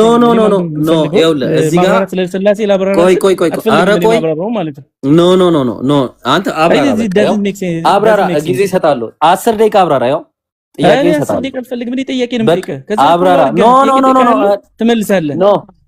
ማን እንደሆነ ታብራራለህ ራስህ። ቀለበት ሰርቻለሁ ስትል ነበር። ስለዚህ ታብራራለህ። በቃ ጥሩ። ያው ጋይስ አያችሁ አይደለ? በቃ ችግር የለውም። ምን ታደርጋለህ መሰለህ ናውሌ፣ ጥያቄህን ጠይቅ፣ እኔ ደግሞ መልሼ እጠይቃለሁ። ይሄን ጥያቄ ይቀጥል አይቀርልህም። ምንም ችግር የለም። ትጠይቀኛለህ ግን በደንብ አድርገህ ትመልሳለህ። ይይዝሃል። እመልስልሃለሁ። ችግር የለውም። ስለዚህ ጋይስ ምዕራፍ 19 ላይ ነው ያለነው። ምዕራፍ 19 ላይ ሁለቱ ሰዎች ወደ ሶዶም ሄደዋል። አንደኛው ደግሞ ጌታ የተባለው እንግዲህ ጌታ ሲሉ እዚህ ጋር እየገለጸ ያለው ቃል በቃል ጌታ የተባለው ደግሞ አካል እሱ ደግሞ ከአብርሃም ጋር ቆይቷል። እዚህ ጋር ከምዕራፍ ከቁጥር 16 ድረስ ከ33 ድረስ ምዕራፍ 18 ከአብርሃም ጋር ነበር። በጣም ጥሩ። እነዚህ ሁለት ሰዎች መላእክት መሆናቸውን በግልጽ ይናገራል። ቁጥር 19 ምዕራፍ 1 ላይ ምን ይላል? the two angels ሁለቱ መላእክት ወደ ማን ሄደ? ወደ ሰዶምና ገሞራ እንደደረሱ በዛ ምሽት ይናገራል። ከዛ ይወርድና ያው በሰዶምና ገሞራ ጥያቄ እየጠበቅኩ ነው ነው ያብራራህ ነው ጥያቄ ጠይቃለሁ እኮ ነው እየመጣሁ ነው። ጨረስኩኝ። በቃ ሾርት ስቶሪ ባንዴ ልጨርሰው። ቁጥር 24 ላይ ገዘለን እንሄዳለን። ቁጥር 22 ከ21 ጀምሮ ስታዩ ከቁጥር አክቹሊ ከስንት ጀምሮ መሰላችሁ? ከቁጥር 23 ላይ ከዛ በኋላ ሎጥ ዞዓር የምትባለው ቦታ ላይ ከደረሰ በኋላ ይላል ፀሐይም በምድሪቷ ላይ ወጣች። ከዛ the Lord rained down burning sulfur on Sodom Gomorrah from the Lord out of the heavens ይላል። the Lord የት ነው ያለው? ቅድም ጌታ ያልነው ከአብርሃም ጋር ይሄው the Lord ተብሎ የተገለጸው አካል ያለው የት ነው? ምድር ላይ ነው ያለው አካል። ኦኬ ጉድ። እሺ ይሄኛው ደግሞ አንዴ ልጨርስ። ምድር ላይ ነው ያለው። ቆይ ነው ልጨርስ። ኦብጀክሽን። እሺ ይቀጥል። ጨርስና ከዛ ታወራለህ። ችግር ይሄን ብዬ አላወራም። ከዛ ከፈለክ ሚውት አደርጋለሁ። ከዛ ይሄ the Lord የተባለው አካል ምድር ላይ ነው ያለው። ይሄ ምድር ላይ ያለው አካል ሰማይ ካለው the Lord ከተባለው የሰልፈርን ወይም ደግሞ የእሳቱን ዝናብ የምንለውን አዘነበ ማለት ነው። ኦኬ አዘነበ ይላል። ናው two persons ሁለት አካላት the Lord ተብሎ ተጠቅሷል። አንደኛው the Lord በሰማይ ያለ ነው። from the heavens in the Lord ነው የሚለው። ኦኬ በሰማይ ያለ the Lord ነው ወይም ደግሞ አምላክ ተብሎ በሰማይ ያለው ተብሎ ተጠቅሷል። ሁለተኛው the Lord ደግሞ እንዳያችሁት ከማን ጋር ነበር የነበረው? ከአብርሃም ጋር። ስለዚህ ስንት the Lord አለ እዚህ ጋር? ስንት ጌታ ተብሎ ወይም ደግሞ ያህዌ ተብሎ ይጠራ ወይም the Lord ተብሎ ይጠራ ስንት አለ? ሁለት አለ። ፕሉራሊቲን ያሳያል ብዬ አርጊው አደርጋለሁ። እዚህ ጋር አያሳይም። ይሄ ፕሉራሊቲን ካለኝ ይመልስልኝ። ጨርሻለሁ። ኦኬ ነው አለኝ። በጣም ጥሩ። በመጀመሪያ ሁለት ያህዌ ያለ ብለህ ታምናለህ? ሁለቱንም ታይትል የተቀበሉ 2% እንጂ ሁለት ያህዌ የለማ ነው። ሁለቱንም ታይትል የተቀበሉ 2% አለ። ሁለተኛ ጥያቄ። እሺ ሁለት ያህዌ የለም ያ ጀማ። እሺ ስለዚህ አንድ ያህዌ ነው። ስለዚህ አንዱ ያህዌ በሶስተኛ መደብ እየተናገረ ነው። ማስረጃ እንሰጣለን። እሱ ላይ እንመጣለን። ቁጥር 33 ላይ እግዚአብሔርም ከአብርሃም ጋር ንግግሩን በጨረሰ ጊዜ ሄደ። ወዴት ነው ሄደው? ወደ ሶዶም። አምጣ ማስረጃ። ወደዛው አካባቢ ነው። አምጣ ከአካባቢ ምናምን አምጣ ማስረጃ አምጣ። ማስረጃ አምጣ። አሳያለሁ። ወደ ሶዶም ሄደ። እሺ ሁለተኛ ጥያቄ። በቃ ይሄንን እስከምታመጣ ድረስ ሁለተኛውን ጥያቄ ልጠይቅ። እዚህ ጋር ሳራ ጋር የመጣው አምላክ ሳራ ጋር የመጣው የተባለው ሚስት ሳራ እሱም የዛሬ ዓመት እንደ ዛሬ ጊዜ ወደ አንተ በእውነት እመለሳለሁ ያለው አጋር ጋር የመጣ ነው ወይስ አይደለም? the angel of the Lord ነው ወይ ያልከኝ ነው? ጥያቄ ጠየቁ። አጋር ጋር መጥቶ ያበሰራት ነው ወይስ አይደለም? መልስልኝ። the angel of the Lord is a different entity። አይደለም አጋር ኧረ ቆይ ላላ ብለ እሺ አጋር ጋር ዘፍጥረት 16 ቁጥር 7 ጀምሮ ያለው አጋርን መጥቶ ያበሰራት ይሄ መልአክ ሳራን አበስሯታል ወይስ አላበሰራትም? ይሄ መልአክ አልኩኝ። ይሄኛው ይሄ ፐርሰን the angel of the Lord የተባለ የጌታ እግዚአብሔር መልአክ የተባለው አይደል እኮ? አዎ አበስሯታል ወይስ አላበሰራትም? ሁለቱ አንድ ፐርሰን ናቸው ወይስ ሁለት የተለያዩ? መጀመሪያ ይሄን ሁለት የተለያዩ ፐርሰን ናቸው? አንድ ናቸው። በቃ እናመሰግናለን። ማን ነው እሱ? ኢየሱስ ክርስቶስ ነው። ኧረ ቆይ እሱ ላይ እንመጣለን። እዚህ ጋር ማን ይላል? ቴዎፋኒ ነው የእግዚአብሔር መገለጥ። ኧረ ቆይ ማን ይላል? መጽሐፉ ይነበብ እባክህ። መጽሐፉን አንብበው። ምን ይላል? የእግዚአብሔር መልአክ ነው። ልክ ነህ። እናመሰግናለን። የእግዚአብሔር መልአክ ነው። እናመሰግናለን። ጨርሰናል። እሺ አሁን ጥያቄ ጠይቃለሁ ድጋሚ። ሶስተኛ ጥያቄ። ሶስተኛው ጥያቄ በቃ ጨረስን። አለቀ እኮ ብራዘርዬ። ኧረ ቆይ ሊትራሊ እሺ፣ እኔና አንተ ችግር የለውም። እኔና ሳትመልስ ነው እየጠየቅህ ያለው እኮ። ምንም አልጠየከኝም እኮ። ምን ጠየከኝ? እኔ ጠየቅኩ፣ አነበብኩልህ አይደል? ምን ጠየከኝ? አንዴ ልጨርስ ነው። this is my last question. this is gonna be my last question. ቆይ ብራዘር አንዴ። ኧረ ናውል ኢብሮ ናውል መልስ። አንድ ጥያቄ ጠየቅህ ያለው መልስልኝ። እሺ ምንድነው ጥያቄ? እሺ ጥያቄ ጠይቀኝ። ስለዚህ the lord የተባለው ከሰማይ ዝናብ አዝንቧል ቁጥር 24 ላይ ይላል አይደል? አላዘነበም አላዘነበም ብላ ቁጥር 19 ቁጥር 24 ላይ አላዘነበም። ሄደን እኮ ማኔ። እሺ አሁን እሱ ላይ እንመለስ። አላዘነበም ብሏል። አላዘነበም፣ እሱ አላዘነበም። ያዘነበው ያህዌ አንዱ ያህዌ ነው። እሺ ልናነበው እኮ ነው። ልናነበው የግሪኩንም ከፈለክ ማን ነው የዕብራይስጡንም ከፈለክ ችግር የለውም ብሮ what the hell is wrong with you man? ምን ሆነ ነው? እግዚአብሔርም ከእግዚአብሔር ዘንድ አለ። ያው እግዚአብሔርም በሰዶምና በገሞራ ላይ ከእግዚአብሔር ዘንድ እሳትና ዲን አዘነበ። ያዘነበው አንድ እግዚአብሔር ነው። ቆይ አንዴ ለነገርህ እኮ ነው። ያዘነበው አንዱ እግዚአብሔር ነው። ይሄ ስለ በሰርድ ፐርሰን ራስን ስለመናገር ነው። ቆይ ኧረ ቆይ አንዴ ስንት እግዚአብሔር ዘጋ ተጠቅሷል? አንድ እግዚአብሔር ኦኬ እሺ፣ ሁለት ቦታ ተጠቅሷል አይደል? እግዚአብሔር እዛ ጋር ሁለት ቦታ ተጠቅሷል፣ ግን ሰርድ ፐርሰን ነው ራሱ የሚያናገረው። ቆይ ስማኝ፣ እሱ ሰርድ ፐርሰን ምንም ችግር የለም። ስለ ሰርድ ፐርሰን እናወራለን። አሁን እዛ ጋር ሁለት ቦታ ተጠቅሷል አይደለ? ይሄኛው የትኛው እግዚአብሔር ነው ያዘነበው? ራሱ እግዚአብሔር ራሱ በሰርድ ፐርሰን እየተናገረ ነው። ራሱ በሰርድ ፐርሰን ራሱ ነው በሰርድ ፐርሰን እየተናገረ ያለው። እሺ ለምሳሌ እግዚአብሔር ይሄኛውን ያህዌ ዋን ብለህ ያዘው። እሺ ኔሚንግ ስለሆነ ይሄ ደግሞ አሊዞም ስሙን ነው የምልህ። ስሙን ዋን እና ቱ አለ ብለህ ያዝ። ያዘነበው ዋን ነው ወይስ ቱ ነው? ዋን ነው። ሁለቱን የሚያዘነበው ዋን ያዘነበው ከማን ዘንድ ነው ያዘነበው? ከራሱ ዘንድ። ይሄው ሁለተኛ ደግሞ ከእግዚአብሔር ዘንድ ይላል። ከራሱ ዘንድ ነው። አንተ ነህ ቱ ስሪ የምትለው ብራዘር። እና ጥያቄ ልጠይቀው። ተጠየቅ። በቃ እኔ መለስኩ። በቃ አታግለልልኝ። በቃ ናውሌ ጨርስ። አንዴ እየጠበቅኩ ነው። አልጨረስክም። ይሻል እስቲ ለምልሽልኝ። እሺ እየጠየቅኩ ነው ያለሁት። እዚህ ጋር ሁለት አካላት አሉ እግዚአብሔር ተብሎ ተገለጹ። ሁለት አካላት የሉም፣ አንድ አካል ነው። ሁለት አካላት አሉ። እኔ ደግሞ እያሳየሁ አንድ አካል ነው ያለው። ላውራ። እኔ ሪዝን አለኝ፣ አንተ ሪዝን የለም። እኔ ሪዝን አለኝ። እሺ እኔ ሪዝን ልንገር፣ ከዛ አንተ ሪዝን ተናግረህ። አክቹሊ እኔ ሪዝን ተናግረህ የመጀመሪያው እግዚአብሔር በሶዶምና በጎሞራ ላይ the Lord ተብሎ የተገለጸው እንደሆነ ከአብርሃም ጋር አሳይቻለሁ በነበረው ነው። እሱ የእግዚአብሔር መልአክ ነው። አይተናል፣ ጨርሰናል። ቀጥታ አይደለም የእግዚአብሔር መልአክ ነው። አይተናል። እግዚአብሔር ነው የሚለው። እግዚአብሔር እንድገመው ቁጥር 18 ይደገማል። ገርመዋል እንዴ? ይደገማል እኮ አልኩ። ምዕራፍ 18 ይደገማል። ይሄ መልአክ ራሱ ነው አይደለም? ይሄ ራሱ ነው አይደለም?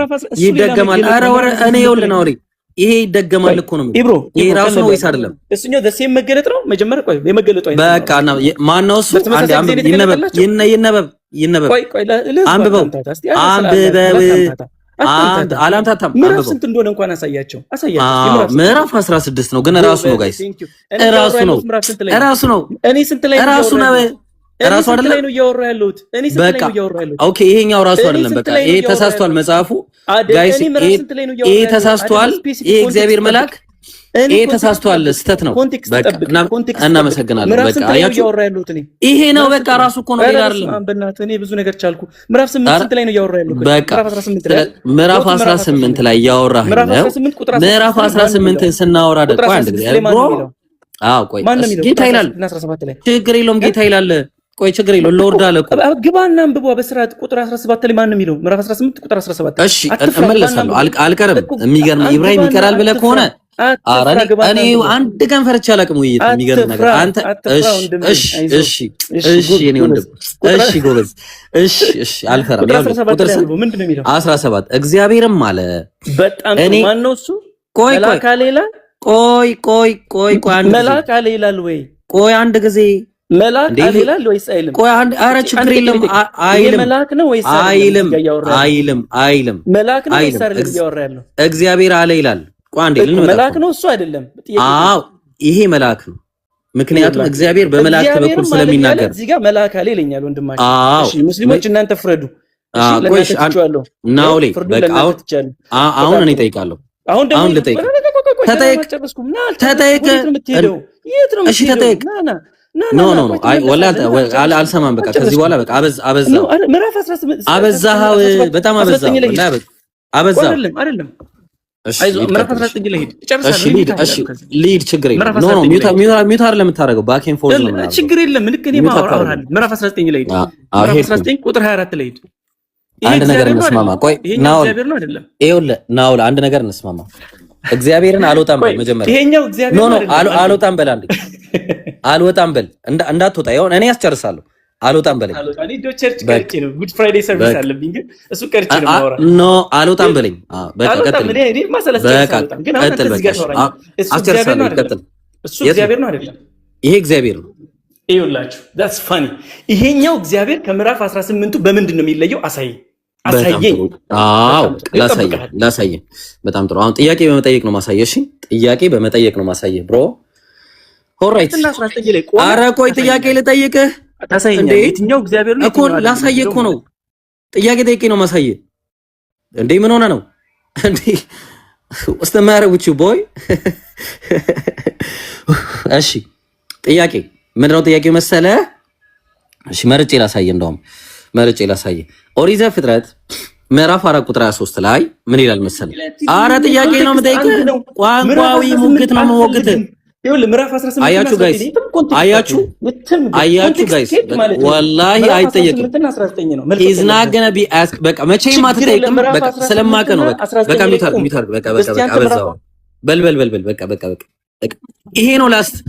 ይሄ ነው በቃ ያንተ ፍላጎት መጨረሻው ይሄ ነው። ቤት መበጥበጥ ነው። እግዚአብሔር አይደለም ብለህ አንድ አካል በቃ እግዚአብሔር አለመሆኑን እግዚአብሔር መሆኑን ታሳየኛለህ። ላሳየህ እኮ ነው። አንዴ በቃ ምዕራፍ 18 ላይ ቆም። ምዕራፍ 18 19 ወላሂ አበዛው፣ በጣም አበዛው። ሲሪየስ እኔ ሌላ ቦታ አልሄድኩም። ናው 18 19 ላይ አበዛው፣ በጣም አበዛው። ቆይ አንዴ በጣም እየታገስኩ ነው ካልክ ንገረኝ። ማሳየት አልችልም ካልክ ንገረኝ። አዎ በጣም የምችል ሰው ማሳየት አልችልም ካልክ በጣም የሚገርም ነገር በጣም የምችል ሰው ነው። የሚገርም ነገር ቆይ አንዴ እውነቴን ነው የምልህ። አልፈዋለሁ።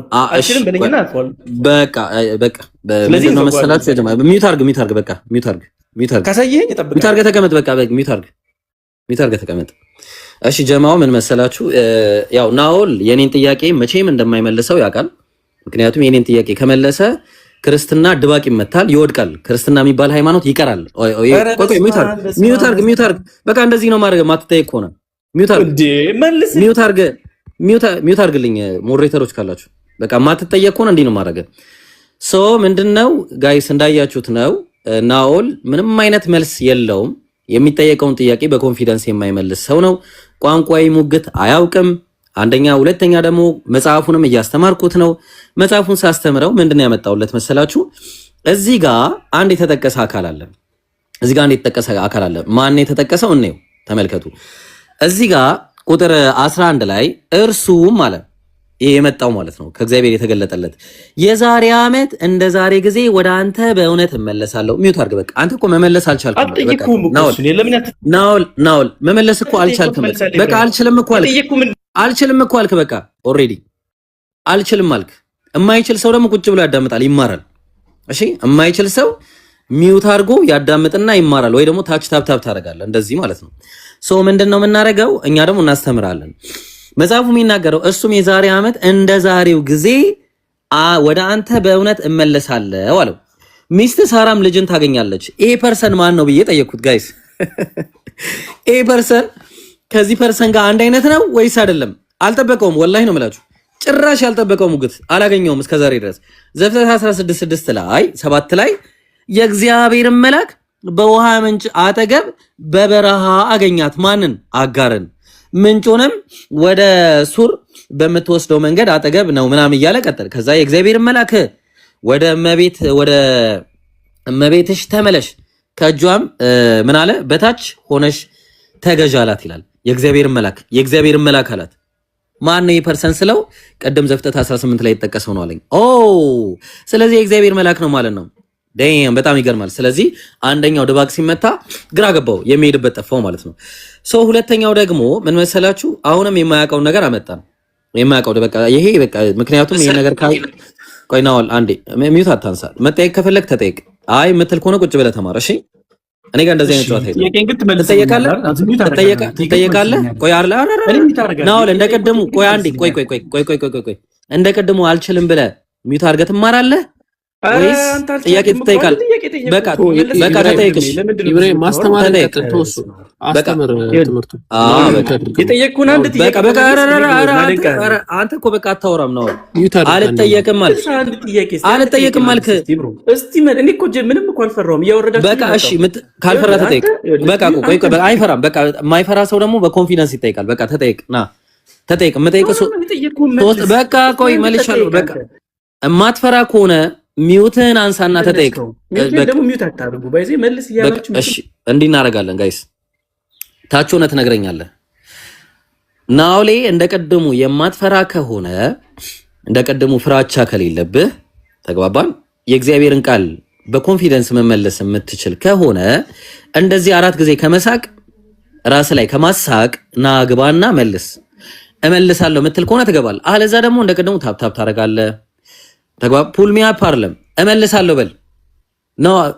ፑል ሚ አፕ የሚባል ነገር የለም እመልሳለሁ ኢብራሂም ከምታስተምረኝ እኔ እመልሳለሁ በለኝ በቃ አንተ ከምታስተምረኝ በቃ እኔ እመልሳለሁ ይቅርታ በቃ እኔ አይ በመለስ ይሻለኛል በለኝ እና ግባ አሁን መግባት ትችላለህ ካልሆነ you can go ምን ሆነ ነው ለዚህ እኮ ነው በቃ አትቆምም I have answered your questions like million times ማለት ነው 1 ሚሊዮን ጊዜ መልሽ ይላሉ ስለዚህ የማይመልስ ከሆነ ላስተምራችሁ በቃ ምክንያቱም አይመልሰውም ኦኬ ቁጥር 19 ላይ ደግሞ አንድ የጠቀሰው ነገር አለ ጋይስ የታለ መሰላችሁ ምዕራፍ 19 ላይ የመጨረሻ ሌም የሆነ ሙግት ማለት ነው የመጨረሻ እንግዲህ አምላክን ፍለጋ የሁሉ ችግር በመጀመሪያ እግዚአብሔር ከእግዚአብሔር ዘንድ ይላል ሁለት እግዚአብሔር የለም ጋይስ አንድ እግዚአብሔር ነው ያለው ሶ አንድ እግዚአብሔር ደግሞ ምንድነው በሶስተኛ መደብ እየተናገረ ነው ስለዚህ ኦሪት ዘፍጥረት ምዕራፍ 4 ቁጥር 23 ላይ ና ብዬ ሰጠይቀው እምቢ አለ ላህሜ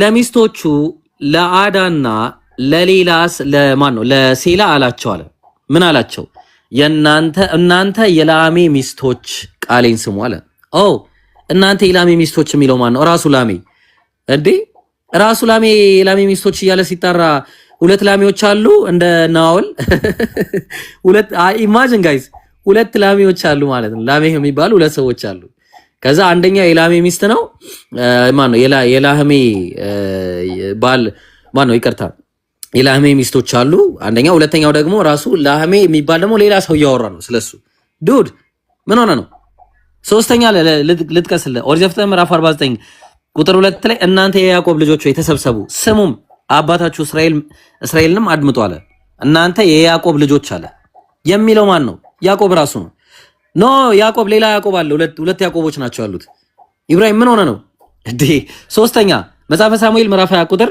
13 ላይ እግዚአብሔር በዮናታን ይህን ያድርግ ይህንንም ይጨምራል ማ ራሱ ዮናታን ስንት ዮናታን አለ እንዴ ሁለት ዮናታን ኖ መጀመሪያ ተማር ስለ ሶስተኛ መደብ አነጋገር ተናገር ተወቅ መጀመሪያ እንዴ ሌላም ልጨምርልህ በቃ ወይ ይቅርብ በቃ ከዚህ በላይ ምንም ምን ጨምራል ይሄ እንግዲህ እንደምታዩት በጆናታን ተርጉም ላይም ስትመለከቱት ምንድነው የሚያስቀምጠው from the lord የሚለው ቃል አለ this is the scriptural way of speaking አለ scriptural way of speaking ለምሳሌ አለና ቀጠለ lord from the lord የሚለው ለምሳሌ you wife of ላሜህ ብሎ እኔ የጠቀስኩትን ጥቅስ ጠቀሰ አንድ ሁለተኛ ሌሎችንም እነዚህ የሶስተኛ መደብ አነጋገር ነው ብሎ ጠቀሰ ተግባባን ስለዚህ ይሄ ነው በቃ የለም እኮ እኛ ፊት የሚቆም አንድ ክርስቲያን እኮ ነው የሌለው አንድ there is no Christian እኛ ፊት ቆሞ ስላሴን የሚሰብክ ኢየሱስ አምላክነትን የሚሰብክ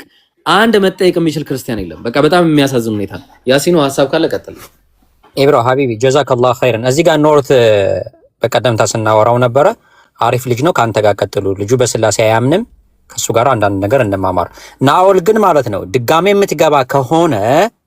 የምትገባ ከሆነ እዚህ ቤት ማለት ተረጋግተህ አውራ ደስ ይለኛል ሐሰን ሀቢቢ ቀጥል ከሱ ጋራ ናኦል ድጋሚ ምትገባ ከሆነ ግን ሳትጫጫ ምን ሳት ምናልባት ናኦል ይግባ ከፈቀደ ባወራው ደስ ይለኛል። አይ የኢብሮ እንትን ነው እንትን ናኦል ይግባ ወይስ ከጎን ያለው ኖርትን ኡስታዝ? ኦኬ ናኦል አይው እንግዲህ ከማስገባቴ በፊት እየነገርኩ ነው። መጫጫህ መደራረቅ ምናምን አንፈልግም። አንተም እንድትማር ሌሎችም እንዲማሩ ከፈለግን ተረጋግተህ እንድታወራ ነው የማስገባክ። እድል ይሰጥሃል። አንተም እንድታወራ እድል ይሰጥሃል። ሌሎች ሳወሩ ግን ከኔ ጋር ማታ እናወራለን፣ ችግር የለውም። እሱ ያወራና ይጨርስ። እሺ ቦታ ከሚይዝባችሁ ልወረደና አከታተላለሁ። ኖ ኖርዝ አትውረድ። ኖ አትውረድ። ቁጭ በል። እኔ እወርዳለሁ። ሰው የሚገባ ሰው ካለ ቦታ መልቀቅ እኔ እችላለሁ። ኢትስ ኦኬ። ሌላም ነገር ሼር የተደረኩ ስለሆነ ነው። ይቅርታ። እሺ በኋላ ተመንዳት ስላሴ አማኞች ሲገቡ ከእናንተ ጋር የሚያደርጉትን ዲቤት መስማት በጣም ስለምፈልግ ነውና ሪኩዌስት ገስት የምጠይቅበት ሰዓት ከቻላችሁ ቦታ ካለ አስገቡኝ፣ አወራችኋለሁ። እስከዛ አሰማችኋለሁ። ኦኬ ቴንክ ዩ። አብሽር። እዚህ ጋር ያሉትን በሙሉ ፎሎ አድርጋቸው። ናኦል አንድ ቁም ነገር ልንገርህ፣ መጫጫህ አንፈልግም። ከኡስታዝ አቡበከር ጋር ልታወራ ነው። ሐሳብክን እንድትገልጽ ቦታ ይሰጥካል። ሌላ ሰው ሲያወራ ሚዩት እንዳታነሳ፣ እንዳትበጠብጥ። ነው እኔ አልበጠብጥም፣ ግን ጥያቄን ከመለሳችሁልኝ ነው። ቆይ አንድ ጊዜ ቆይ አንዴ ኮንዲሽንን አንዴ ሚዩት አድርግና በቃ እኔ ጋር ማውራት እንደማትችል አይተናል። በቃ ችግር የለውም። ከኔ ጋር ማውራት አትችልም። ምክንያቱም ማውራት የምችለው በኮንፊደንስ መጽሐፍን ስትመልስ ነው። የምትጠየቀውን ጥያቄ እኔ ሚሊየን ታይምስ መልሼልሃለሁ። በቃ አሁን ከአቡበከር ጋር በቃ ምንም ነገር ሳታወራ ከአቡበከር ጋር ቀጥል። በቃ ቀጥል ከአቡበከር ጋር። ጀዛከላ ኢብሮ። ናኦል እንዴት ነህ? ሰላም ነው? ኢብሮን አርጉ። ኢብሮ ጥቅስ ምናምን ምናልባት መክፈት ይመቻል አይደለ? ኢብሮ አሁን የከፈትካቸው የነበሩ ጥቅሶች ላይ ይመቻል። እዛው ቶፒክ ነው መቀጠል የፈለከው? ኦኬ ዘፍጥረት ምዕራፍ 19 ቁጥር 24 ላይ እግዚአብሔር በሰዶምና ጎሞራ ከእግዚአብሔር ዘንድ እሳትና ዲንን አዘነበ የሚለውን ጥቅስ መጀመሪያ አንተ በምን አይነት መንገድና በምን አይነት ሁኔታ ነው ሁለት እግዚአብሔር እንዳለ ያሳያል ብለህ የሞገትከው? እሱን ስጠን። ቱ ፐርሰንስ ማለት ቱ ፐርሰን እዛ ጋር ሜንሽን ያደርጋል። ቱ ዲስቲንክት የሆኑ ፐርሰንስ ሜንሽን ያደርጋል። ሁለት ዲስቲንክት የሆኑ አካላትም ማለት ያህዌ የሚለው ወይም ደግሞ ዘ ሎርድ የሚለው ታይትል ከእግዚአብሔር ዘንድ ስላለ ማለት ነው። ከእግዚአብሔር ዘንድ ስላለ ማለት ነው። አንደኛው እሱ ነው። ሁለተኛው ደግሞ ይሄ ከእግዚአብሔር ዘ ሎርድ የተባለው አካል በምድር ላይ ከነዚሁ ከሶስቱ ከመጡት ውስጥ አንደኛው እንደሆነ የዛ እንደሆነ የሚያሳይ በቂ ማስረጃ አለ። ምዕራፍ 18 እና ምዕራፍ 19 የተያዘ ነው። ኦኬ በጣም ጥሩ ወንድማችን ምዕራፍ 18 ላይ ያለው መልአክ ነው ብሎኛል። አንተ ምዕራፍ 18 ላይ ያለው መልአክ ነው ብለን የምታምነው? እሱን ተው። አንተ የትኛው ቤተ እምነት ላይ ነህ? ዋይ ዳዝ ኢት ለምንድን ነው ማተር የሚያደርገው? አሁን ለምሳሌ ፕሮቴስታንት ከሆንክ ፕሮቴስታንቶች በተለየ መንገድ ይረዱታል። ኦርቶዶክስ ከሆንክ ደግሞ ኦርቶዶክሶች በተለየ መንገድ ይረዱታል። ኦርቶዶክስ አይደለም። ኦኬ ኦርቶዶክስ ካልሆንክ ሁለቱ መልአክ ናቸው አንዱ እግዚአብሔር ነው የሚል ቴዎሎጂካል ኮንሰንስ አለ በእናንተ መካከል። ያ ዳት እሱ ነው ስለ የነበረው ከቅድም ጀምሮ። ኦኬ ስለዚህ አንዱ እግዚአብሔር ነው ሁለቱ መልአክ ናቸው ብለህ ታምናለህ አንተ? አዎ። ኦኬ እሺ የትኛው ቤተ እምነት ነህ ከፕሮቴስታንት ውስጥ? ምንድን ነው እዛ ውስጥ ደግሞ ምንድን ነው እሺ የፈለከው? ኦኬ እንትን አትበል ዝም ብለህ መሳቅ ምናምን ተው። ይሄ ቢቀርብ ነው። አይ አይደለም እዛ ውስጥ ዳዚት ማተር እንደዚህ ያለየናል። እሺ ችግር የለውም በቃ ችግር የለውም። እሺ ቶ በቃ ችግር የለውም። እሺ ስለዚህ ለምንድን ነው መልስልኝ። እንለያለን ቶ በቃ ይሄ ሰዓት ተርፎን አይደለም ካንተ ጋር የምናወራው አይደለም። ስለዚህ ለምንድን ነው ማወቅ የፈለከው? ፕሮቴስታንት አንዴ መልስልኝ እስቲ። ኧረ እባክህ ሰውዬ አይ ለምን በዚህ ጋር መሰረታዊ ርዕስ ኖሮን ይሄ እንትን የደበጣና እንትን የመሰለ ነገር ውስጥ አትግባ ከይቅርታ ጋር ነው። አንተ እኮ ነው እና አንተ ያመጣውን ጥቅስ ስናየው ጥቅሱ በመሰረቱ በምን ቋንቋ ነው የተጻፈው ጥቅሱ ነው? ኦኬ በዕብራይስጥ ቋንቋ ላይ ወይም ደግሞ ሴማያዊ ቋንቋዎች ላይ ሳይንቲፊክ የሆነ ሪዱረንስ የሚባል ነገር አለ ታውቃለህ? ስለዛ አስረዳኝ። ያንን መረዳት መቻል አለብህ መጀመሪያ ማለት ነው። ስትሞግት ስለ አንድ ነገር መረዳት ማወቅና መረዳት ያለብህ ነገር ቋንቋው ራሱ ምንድን ነው የሚባለው ነገር ነው። ይሄ ኢፓንሌፕሲስ ብለን የምንጠራው ነገር ምን ማለት ነው? አንድ ስም ራሱን ደግሞ የሚጠራበት ልማድ ማለት ነው። ይሄ ብሉይ ኪዳን ላይ የተለመደ ነው። የአካል ማንነትን ወይ የባህሪ መለያየትን ወይ የሆነ ነገርን የሚያሳይ ነገር አይደለም። አንድ አካል ራሱን ደግሞ ያሳያል። ለምሳሌ ቀደም ኢብራሂም ሲሰጠህ የነበሩ ምሳሌዎች አሉ። በቀና ልብ ብትመለከታቸው ኖሮ እነዛ ምሳሌዎች በቂ ናቸው። ግን አንደኛ ነገሥት ምዕራፍ 8 ቁጥር 1 ክፈታትና እንመልከት። አንዴ አቡበከር ከይቅርታ ጋር ነው ማስቆም እዚህ ከይቅርታና እኔ ለጠየቅኩት ጥያቄ መልስ እየሰጠህ ነው ወይስ what are you doing አሁን እየሰራ ያለው ነገር ምንድን ነው? እሺ እንትን ረጋ ብለህ አዳምጥ። በጣም ረጋ ብዬ ነው ለመስማት ነው እየሞከርኩ ለመስማት ነው፣ ግን በአንተ ዶዝ ልሰጥህ እየሞከርኩኝ ነው። እንትኑን ይሄ አሁን ያመጣኸው ሙግት የማይሰራ ሙግት መሆኑን በአንተ በራስህ ዶዝ ልሰጥህ እየሞከርኩኝ ነው። ዘፍጥረት ምዕራፍ 19 ማይ ኩዌስችን የኔ ጥያቄ ግን እሱ አይደለም። እኔ ምዕራፍ 19 ላይ ቆሜ ብቻ አይደለም እያወራ ያለሁት ምዕራፍ 18 ላይ ነው። ይቅርታ ምዕራፍ 18 ላይ ያለው አንተ ማን ነው ብለህ ነው የምታምነው? እሺ ስለዚህ ምዕራፍ 19 ቁጥር 24 ላይ መሞገት አትችልም ነው? አይ ምዕራፍ አይተገናኝ አንድ ምዕራፍ ነው። ሁለቱም መላእክቶቹ ከዛ ነው የመጡት አይደል? አንድ ምዕራፍ አይደለም ሁለት ምዕራፍ ነው። አንድ ምዕራፍ አይደለም ሁለት ምዕራፍ ነው። እኛ ግን እያወራን ያለነው ስለ ምዕራፍ 19 ቁጥር 24 ላይ ሥላሴን ያሳያል ወይ ለሚለው ነው እያወራን ያለነው እና አንተ ምዕራፍ 18 ላይ ያለው ቁጥር ያው ምን ይባላል መሰለህ እንደ ፔንዱለም ነው። ይሄንንም ማለት አንችልም። አንዱ ምዕራፍ ወይ 18 ላይ እናወራ። አረ እኔ ሁለቱንም እያነበብኩ ነው ያለው ከቅድም ጀምሮ አልነበርክም እንዴ እኮ? ስለዚህ ነው አይ ችግር የለውም ኖር ካልኖር ከሚለው ነገር አሁን በጣም ረጅሙን ሰዓት ላለማውራት በምታረገው እንትን ላይ ነው ላለማውራት የምታረገውን ጥረት ነው እየተመለከተን ያለ ነው። ሁለት ጥቅስ ላይ በሁለት ሰዓት ማውራት አንችልም። ከይቅርታ ጋር ቁጥር 17 ላይ ያለው አንዱን ጥቅስ መጀመሪያ አንዱን ጥቅስ ጨርስ፣ ከዛ ወደ ሁለተኛው ጥቅስ ነው። ኡስታዝ አንድ ጥያቄ ነው የጠየኩት። ምዕራፍ 18 ቁጥር 17 ማን ነው ብለህ ነው? በቃ ታች ወረድ። አይ እኔ የምትረዳና የምትማር መስሎኝ ነው። እንግዲህ ሌላ እንትን አይደለም። በአንድ ሰዓት የተለየ ነገር እንትን ልንል አንችልም። በሁለት ነገር ልናወራ አንችልም። ሐሳቡ ሙሉ በሙሉ ከኢብራሂም ጋር ጨርሶ ነው የመጣው። ይሄ የተወሰነ ነገር ነው ሐሳብ እንትን ልንሰጥ የነበረው እና እንትን ይላል ብቻ። ጀዛከላ ሐሰንም ቀጥሉ። አራ ጀዛከላ። ሁለት ምዕራፍ ላይ እንዴት ነው? ሁለት ምዕራፍ ላይ ሁለት እግር አለኝ ብለህ ሁለት ዛፍ ላይ አትወጣም። እያንዳንዱ ምዕራፍ በየተራ ቢታይ ምንድነው ችግሩ? ናውል ማለት እንዴት እንደዚህ ትከራከራለህ? ምዕራፍ 18 ይታይልሃል፣ ምዕራፍ 19 ይታይልሃል። ጊዜ ሰጠን እኮ እየተወራ ያለው እዚህ ጋር ትውልድ እንዲማር ነው፣ ትውልድ እንዲነቃ ነው።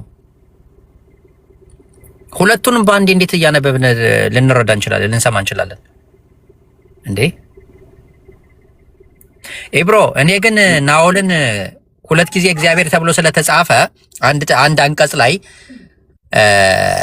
ሌላ ጥቅስ ነበረ እንድንሰጠው ቢገባ ግን ከዛ በፊት ቆይ እናንተ ተቀጥላላችሁ። ከዛ በፊት ግን በጣም የሚያሳፍረው ነገር እኮ ባይዘው ይሄንን ነገር ኢየሱስ ክርስቶስ ይሄንን ኢንሲደንት አንስቶታል። ሉቃስ ወንጌል ምዕራፍ 17 ቁጥር 29 ላይ ማለት ነው። ሎጥ ከሶዶም በወጣ ጊዜ ግን ከሰማይ እሳትና ዲን ዘነበ ብሎ አስቀምጧል ኢየሱስ ክርስቶስ።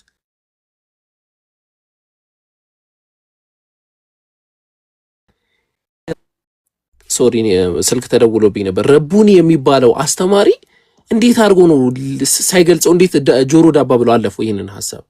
ይሄ እንግዲህ ጥያቄ የሚያስነሳ ነገር እና አስቸጋሪ ነው። ቀጥሉ አቢቢ ስልክ እንትን ልል ነው። እሺ ኢብራሂም ወይ አይ ምን መሰለህ አንድ አንቀጽ ላይ ሁለት ጊዜ እግዚአብሔር ስለተባለ ሁለት ናቸው ሊል ነው እንዴ? አንደኛ ሐሰኑ ለመረዳትም ምንም በቃ ፍቃደኛ አይደለም። ሁለተኛ ደግሞ ያላሰበውን ጥቅስ ነው ቅድም ያመጣውበት። ምክንያቱም እዛ ላይ ዲባንክ ሆኗል። በቃ አለቀ። ያ እግዚአብሔር የተባለ የእግዚአብሔር መልአክ ተብሎ ተጠቅሷል። የእግዚአብሔር ደግሞ እንደሚባል ደግሞ ሌላ ራስ ምታት ደግሞ እሰጠው ነበረ። ምክንያቱም አሁን ይሄ ወላሂ ፍቃደኛ አልሆነም። ፍቃደኛ ሆኖ ቢሆን ኖሮ ይሄ ያመጣውን ጥቅስ ወላሂ በዜሮ አባዝቼ ነበር የምሰጠው። ወላሂ በዜሮ ሆኖ ነበር። ቆይ ላሳያችሁ። አይመልስም። በቃ ይሄ ምንም አይነት ኮንፊደንስ የለውም። በቃ ምንድነው የሚያደርገው? የሆነ ዝም ብሎ ከሰዎች ጋር የመጨቃጨቅና እንትን ነው። ለምሳሌ አሁን እዚህ ጋር ተመልከቱ ምን እንደሚል። አንደኛ ሳሙኤል ምዕራፍ 4 ላይ ምን አለ? የእግዚአብሔርም ታቦት ወደ ሰፈሩ እንደገባ አስተዋሉ አለ። የማን ታቦት ነው የገባው? የእግዚአብሔር ታቦት ነው የገባው። ግን አሁን እዚህ ጋር ፍልስጤማውያንን ፈርተው እግዚአብሔር ወደ ሰፈሩ መጥቷል አሉ። የመጣው ማን ነው አሉ? እግዚአብሔር። የመጣው ግን ማን ነው? የእግዚአብሔር ታቦት ነው። አያችሁ፣ እግዚአብሔርን ወክለው የሚመጡ አካላት ምን ይሰጣቸዋል? ይሄ ታይትል ሊሰጣቸው ይችላል። በመጀመሪያ ደረጃ እግዚአብሔር ተብሎ ሊጠሩ ይችላሉ። ታቦት እንኳን እግዚአብሔር ተብሏል። ስለዚህ የመጣው የእግዚአብሔር መልአክ መሆኑ ይታወቃል፣ ግልጽ ነው። ግን እግዚአብሔር በሶስት ሰዎች ስለተገለጠለት አብርሃምን ምን አለው? እግዚአብሔር ኢቭን እኮ እሱ አላየውም እንጂ እዚህ ጋር ራሱ ከቁጥር 33 ላይም ራሱ አለ። እግዚአብሔርም ከአብርሃም ጋር ንግግሩን በጨረሰ ጊዜ ሄደ አለ። የሄደው ማን ነው? መልአኩ ነው። ተግባባን? የእግዚአብሔር መልአክ የተባለው ቅድም አጋር ጋር የመጣው ግን የእግዚአብሔር መላእክቶች ደግሞ እግዚአብሔር ይባላሉ። ምንም ጥያቄ የለውም። ለምንድን ነው የሚባሉ ከተባለ እነሱ ወክለው ስለሚመጡ ነው። እንግዲህ ያሲን ወይ ምንም ተው በቃ ከፈለክ ጠይቀው። እኔ ግን በቃ የኔን ጥያቄ እስካልመለሰ ድረስ ከዚህ በኋላ እንደ እሱ ማለት ለኔ እንደ ስንቴ ነው። አንድ ድል ልስጠውና አሁን አንድ ድል እሰጥሃለሁ። ናው ለየው ስቢሃለሁኝ እማወጣልህን ጥቅስ ብቻ አንብበህ ትነግረኛለህ።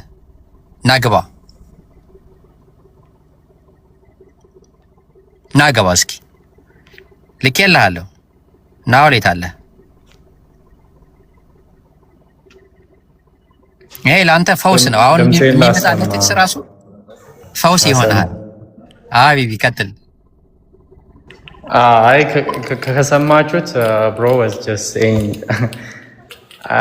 ስንት እግዚአብሔር ተጠቅሷል እዛ ጋር የትኛው እግዚአብሔር ነው ያዘነበው ምናምን እና በጣም ከባድ ነገር እያወራ ነበር።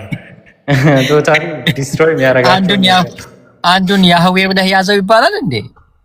ኧረ ተው እናንተ። ስንት እግዚአብሔር ተጠቅሷል? ስንት እግዚአብሔር አለ ሊለን ነው እንዴ? የትኛው እግዚአብሔር ነው ያዘነበው እንዴ? እኔ እኮ ለኢብራሂም ተስማማለት እያልኩኝ ነው ከታች ደስ ብሎኝ ማለት ነው። ዋናው የሚፈለገው ስላሴ ሶስት አምላክ ነው የሚለውን ነገር ማመናቸው ነው እና ያቁታል፣ ውስጣቸው ያውቃል ሶስት አምላክ መሆኑን እኛ ጋር ሲመጡ እንትን ማለታቸው ነው። ያ አላህ ኤኒዌይስ ቀጥሉ። በዚሁ ድምፄን ላሰማ ብዬ ነው። ኢስሐቅ ኢብሮ ዘጸአት ምዕራፍ 3 ቁጥር 4ን እንዴት ሊያየው ነው? ቆይ እስኪ ሲጀመር ማለት ነው ምዕራፍ 3 ቁጥር 4 ላይ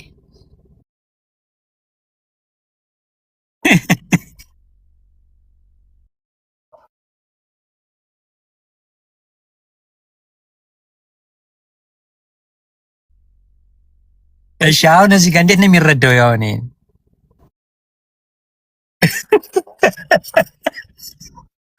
አማርኛው ላይ ሲተረጉሙ ሁለቱም ላይ እግዚአብሔር ብለው ተርጉመዋል።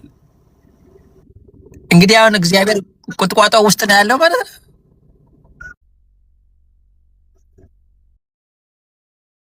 ያ አማርኛው ላይ ሲተረጉሙ ግን ሁለት እግዚአብሔር የሚል አሁን አማርኛ የሚያነብሰው ኦኬ ሁለቱም ላይ አንድ እግዚአብሔር ነው ብሎ ይናገራል አይደል? ዕብራይስጡ ላይ ሄዶ ግን ለሚያይ ሰው ያ እንዳልሆነ ደግሞ ይረዳል። እንዴት ነው ትርጉም ያበላሹት እነዚህ ሰዎች? እስኪ ወልድ ገብቷል። ከወልድ ጋር ቀጥሉ። ከዛ በፊት ግን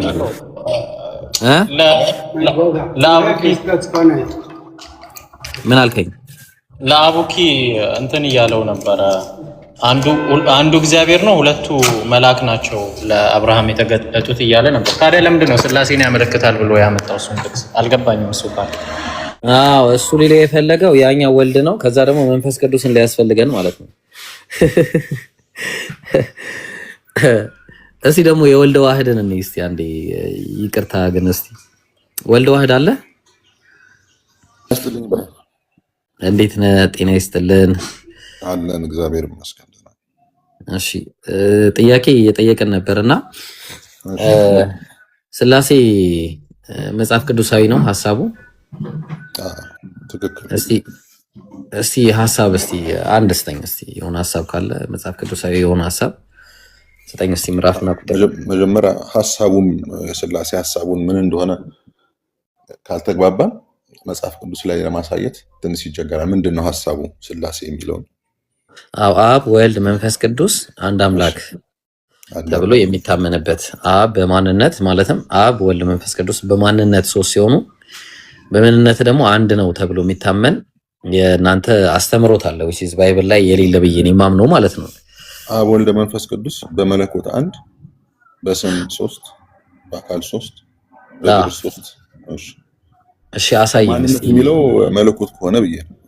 አረ ማንነት ሳይሆን ምንነት ነው። መለኮት መለኮት ከሆነ ምንነት እንደዛ ነው። ባህሪ ችግር የለውም። እስቲ ያሳይኝ። ምን አሁን አብ ወልድ መንፈስ ቅዱስ እነዚህ የተባሉት ፐርሰኖች ሶስቱ አንድ አምላክ መሆናቸውን የሚያሳይ እስቲ አንድ ጥቅስ ስጠኝ።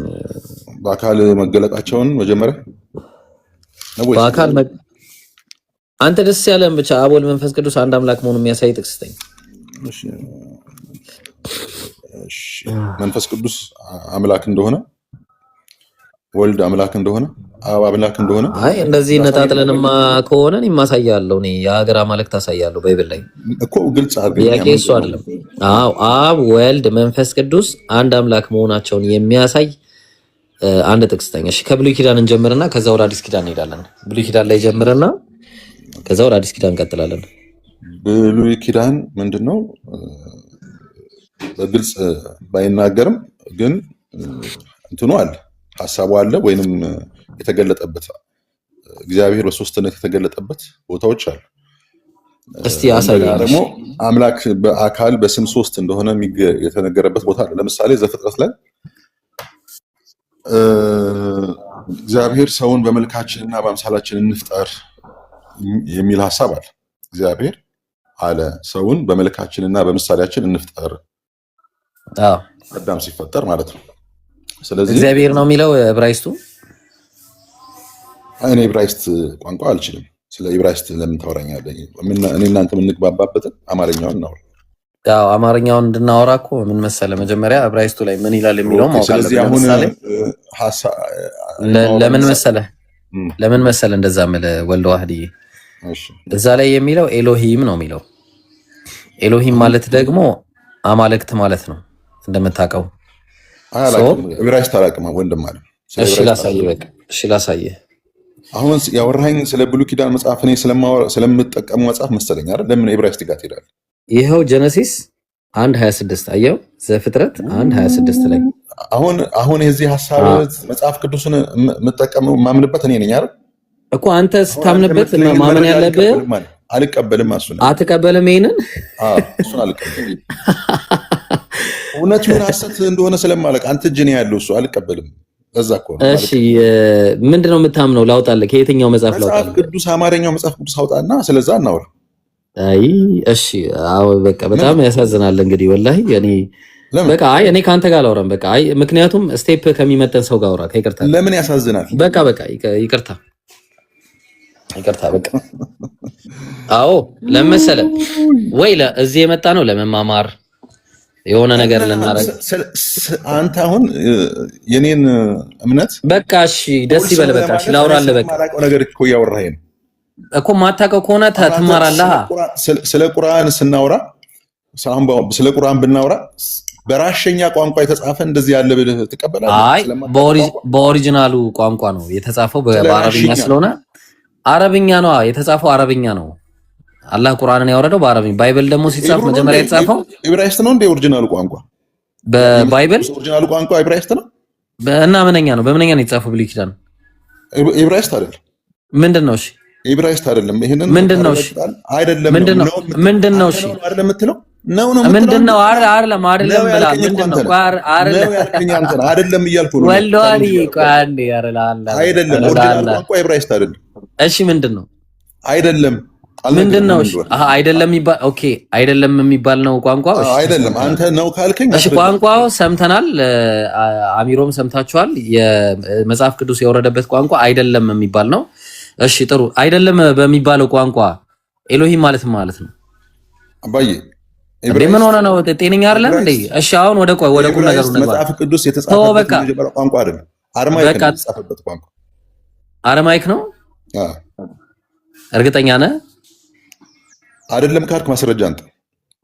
እሺ በቃ አይ እኔ ካንተ ጋርማ እንደዚህ አልዳረቅም። ተው በቃ ኖ ነገር እኮ ነው እያወራ ያለው። ኖ በቃ ቶ 1:26 ላይ ልምጣና በቃ ቶ በቃ እናውራ። በቃ እግዚአብሔርም አለ ቆይ ና እንምጣ። በቃ እግዚአብሔርም አለ ሰውን በመልካችን እንደ ምሳሌያችን እንፍጠር አለ። ስንት ፈጣሪ አለ? እግዚአብሔርም አለ ሲል አንድነቱ፣ እንፍጠር ሲል ደግሞ ከአንድ በላይ መሆኑን ይናገራል። ስንት 10,000 ማለት ነው። እሺ 10,000 አምላክ አለ። እሺ ተስማምተን ጨርሰናል። እሺ 10,000 ናቸው። በቃ እኔ ወሰድኩኝ 10,000 ናቸው። እሺ ቀጥል። ሌላ ማስረጃ አምጣ። አንተ ላይ ያልከው እንደዛ። እሺ ስንት ናቸው? ሶስትነቱን ደግሞ ማስረጃ አምጣሽ። ለአብርሃም የተገለጠው 3 ሰዎች ናቸው። 3 ሰው እግዚአብሔር ሰው እንደሆነ አይተናል። እሺ እግዚአብሔር ሰው እንደሆነ አይተናል። እናመሰግናለን። አሁንም ስለዚህ እግዚአብሔር ሰው ነው። እኔ ሰው ነኝ የሚለውን ነገር ክዷል። እግዚአብሔር አምላክ ሳይሆን ሰው ነው። በ3 ሰዎች ተገለጠ እንጂ የተገለጡት እግዚአብሔር አይደለም ማለት ነው። በ3 ሰዎች ተገለጠ። እግዚአብሔር በ3 ሰዎች ተገለጠ ነው የሚለው እንጂ እነሱ እግዚአብሔር አይደሉም። በ3 ሰዎች ተገለጠ እኮ ገባኝ። በ3 ሰዎች የተገለጠው እግዚአብሔር ነው እንጂ ሰዎች ነው እንጂ እግዚአብሔር አይደለም። ያ እግዚአብሔር በ3 ሰዎች ተገለጠ እንጂ እነዛ ሰዎች እግዚአብሔር አይደሉም። እግዚአብሔር በ3 ሰዎች ተገለጠ። አሰማም እንዴ እኮ እግዚአብሔር በ3 ሰው ተገለጠ ማለት ግን እግዚአብሔር አይደለም ማለት ነው አይደል? እንዴት? ወይስ እግዚአብሔር ራሱ? እግዚአብሔር በ3 ሰዎች ተገለጠ እንጂ እግዚአብሔር አይደለም። አንተ ነህ እኮ የማትችለው እንደዛ። እግዚአብሔር ስለሚችል በ3 ሰዎች ተገለጠ እኮ ግን እግዚአብሔር ነው ያ 3 ሰው አላህ እኮ አይደለም እግዚአብሔር። ቆይ ችግር የለውም። አንዴ ኧረ ቆይ ወልደዋድ ቆይ አንዴ እዛ ላይ እንመጣለን። አላህ ነው እኮ አንድ ብቻ ነኝ ብሎ የሚናገረው። እግዚአብሔር ግን በ3 ሰዎች ተገለጠ። አንተ እግዚአብሔር የኛ አላህ አንድ ብቻ ነኝ ይላል። የእናንተ ደግሞ አንድ በላይ ነው። እናመሰግናለን። እኛ ያው እንግዲህ በቃ ጥሩ። ኧረ ቆይ እሺ አንድ ጊዜ ለአላህ ብለህ ቆይ አንዴ። እንዴ ምን ሆነ ነው? እነዚህ 3 ሰዎች እግዚአብሔር ናቸው። እግዚአብሔር በ3 ሰዎች ተገለጠ እንጂ እግዚአብሔር አይደሉም ማለት ነው። በመድኃኒዓለም ክርስቶስ እግዚአብሔር አንድ ነው። በ3 ሰዎች አካል ተገለጠ። እነዚህ የተገለጡት እግዚአብሔር ናቸው። እግዚአብሔር አንድ እግዚአብሔር 3 አካል ነው ያለው እንጂ አሁን እነዚህ የተገለጡት ሰዎች እግዚአብሔር ናቸው። በ3 አካል ተገለጠ እንጂ እግዚአብሔር አይደሉም። እግዚአብሔር በ3 ሰዎች ተገለጠ። በ3 ሰዎች አካል እንጂ እግዚአብሔር አይደሉም እኮ መልስ ናቸው በለኛ። አእምሮ በላይ ስለሆነ እኮ ነው። አንተ የምትፈልገውን ነው መስማት እኮ። እግዚአብሔር እኮ ሰዎችን በአእምሯቸው አያናግርም ስንል እኮ በምክንያት ነው። እሺ ስለዚህ አሁን እነዚህ የተገለጠው ቋንዴ እነዚህ የተገለጡት እግዚአብሔር ናቸው ወይስ አይደሉም? እግዚአብሔር አንድ እግዚአብሔር በ3 አካል ተገለጠ ግን እግዚአብሔር አይደሉም። እነዚህ አንድ እግዚአብሔር በ3 አካል ተገለጠ እኮ የተገለጡት እግዚአብሔር አይደሉም። እግዚአብሔር አንድ ነው። አንድ ግን እነዚህ እግዚአብሔር አይደሉም። እግዚአብሔር አንድ ነው አይደሉም ማለት ነው። ቅድም እኮ ተነጋገርን። 3 አካል ያለው 3 ስም ያለው 3 ግብር ያለው አንድ እግዚአብሔር ነው። እሺ እነዚህ እግዚአብሔሮች ናቸው የተገለጡት። አንደኛው እግዚአብሔር አይደለም፣ አንድ እግዚአብሔር ነው በ3 አካል የተገለጠው። ያ ጀማ በቃ ጥሩ። በቃ ይሄንን የተረዳ ሰው ይረዳ። አሁን ሁለተኛ ጥያቄ ነው። እኛ ክርስቲያኖች ተረድተን እያመለክን እኮ ነው። ሁለተኛ ጥያቄ ቁጥር 19 ላይ በጣም ተረድተዋል። አንተ እኮ በጣም ተረድተዋል። እሺ ምዕራፍ 19 ቁጥር 1 ላይ ሁለቱም መልአክ አለ። ማን ናቸው እነዚህ? ሁለቱ መልአክ ማን ናቸው? የትኞቹ ናቸው? መልአክ ናቸው እነሱ። ኦኬ። ከዛ በኋላ እዚህ ጋር ቀጠለና ቁጥር 10 ላይ ሁለቱ ሰዎች አላቸው። የትኞቹ ናቸው? ሰዎች መልአክ በሰዎችም ይገለጣሉ። ኦኬ። እነዚህ አብርሃም የሰደዳቸው ወዴት ነበር? እነዚህን ሰዎቹ ከዚያ ፊታቸውን ወደ ሰዶም አቀኑ አለ። ወደ ሰዶም የሰደዳቸው። በጣም ጥሩ። ማን የሰደዳቸው? አብርሃም አይደለ? ኖ ምንድን ነው ያልከኝ? አብርሃም። ሰዎቹም ከዚያ ተነስተው ወደ ሰዶም አቀኑ ይላል። እነሱ ደግሞ ሌሎች ናቸው። ቆይ አንዴ መላእክቶቹ አይደሉም እነሱ። ቆይ አንዴ የት ነው የሄዱት? ቆይ አንዴ የት ነው የሄዱት? የትም ሄዱ። ሰዶምም ሄዱ። የት ነው የሄዱት? ኧረ ቆይ ሰዶምን ሊያጠፉት የሄዱት መላእክት አይደሉም። ቆይ አንዴ የት ነው የሄዱት? ሰዶም ነው የሄዱት። ወደ ሰዶም መንገድ አቀኑ ይላል። እሺ ጥሩ፣ በጣም ጥሩ። ከዛ ሰዎቹም ከዛች ፊታቸውን አቀኑ፣ ወደ ሰዶምም ሄዱ። አብርሃም ግን ከእግዚአብሔር ጋር ገና ቆሞ ነበር አለ። ከዛ መጣና ሁለቱም መላእክት ቆይ አንዴ ለናምብ ቶፒክ ነው። አታያይዘው፣ አታጭበርብር። እና ችግር እናንብበው አንዴ። ግዴ ወልዶ አድያ አንዴ እናንብበው። እያጭበረበርክ እኮ ነው። ለማያውቁ ሙስሊሞች እያጭበረበርክ ነው። እነሱ መላእክትና እነዛ የተለያየ ነው። ቶፒክ ነው ይለያያል። ትክክል። እሺ አንዴ በመሸ ጊዜ ወዴት ነው የገቡት? ወደ ሰዶም ገቡ። እነማ እነዚህ መልአኮች ወዴት ነው የገቡት? ወደ ሰዶም። ሰዶም ከየት መጥተው ነው ወደ ሰዶም የገቡት? ከእግዚአብሔር ተልከው። ከየት ነው ሲተላኩ የሚለውን አንጣው እስቲ ነን አንጣው። ይሄኛውን ከየት መጡ የሚለውን መላእክት ሳይላኩ አይመጡም እኮ አምጣ። የት ጋር ይላካቸው? ከየት ነው የላካቸው? አምጣው። እግዚአብሔር ሳይልካቸው መላእክት አይመጡም። ከየት ነው የላካቸው? የት ጋር ነበር የተላኩት? ከየቱ ጋር ነበር የተላኩት?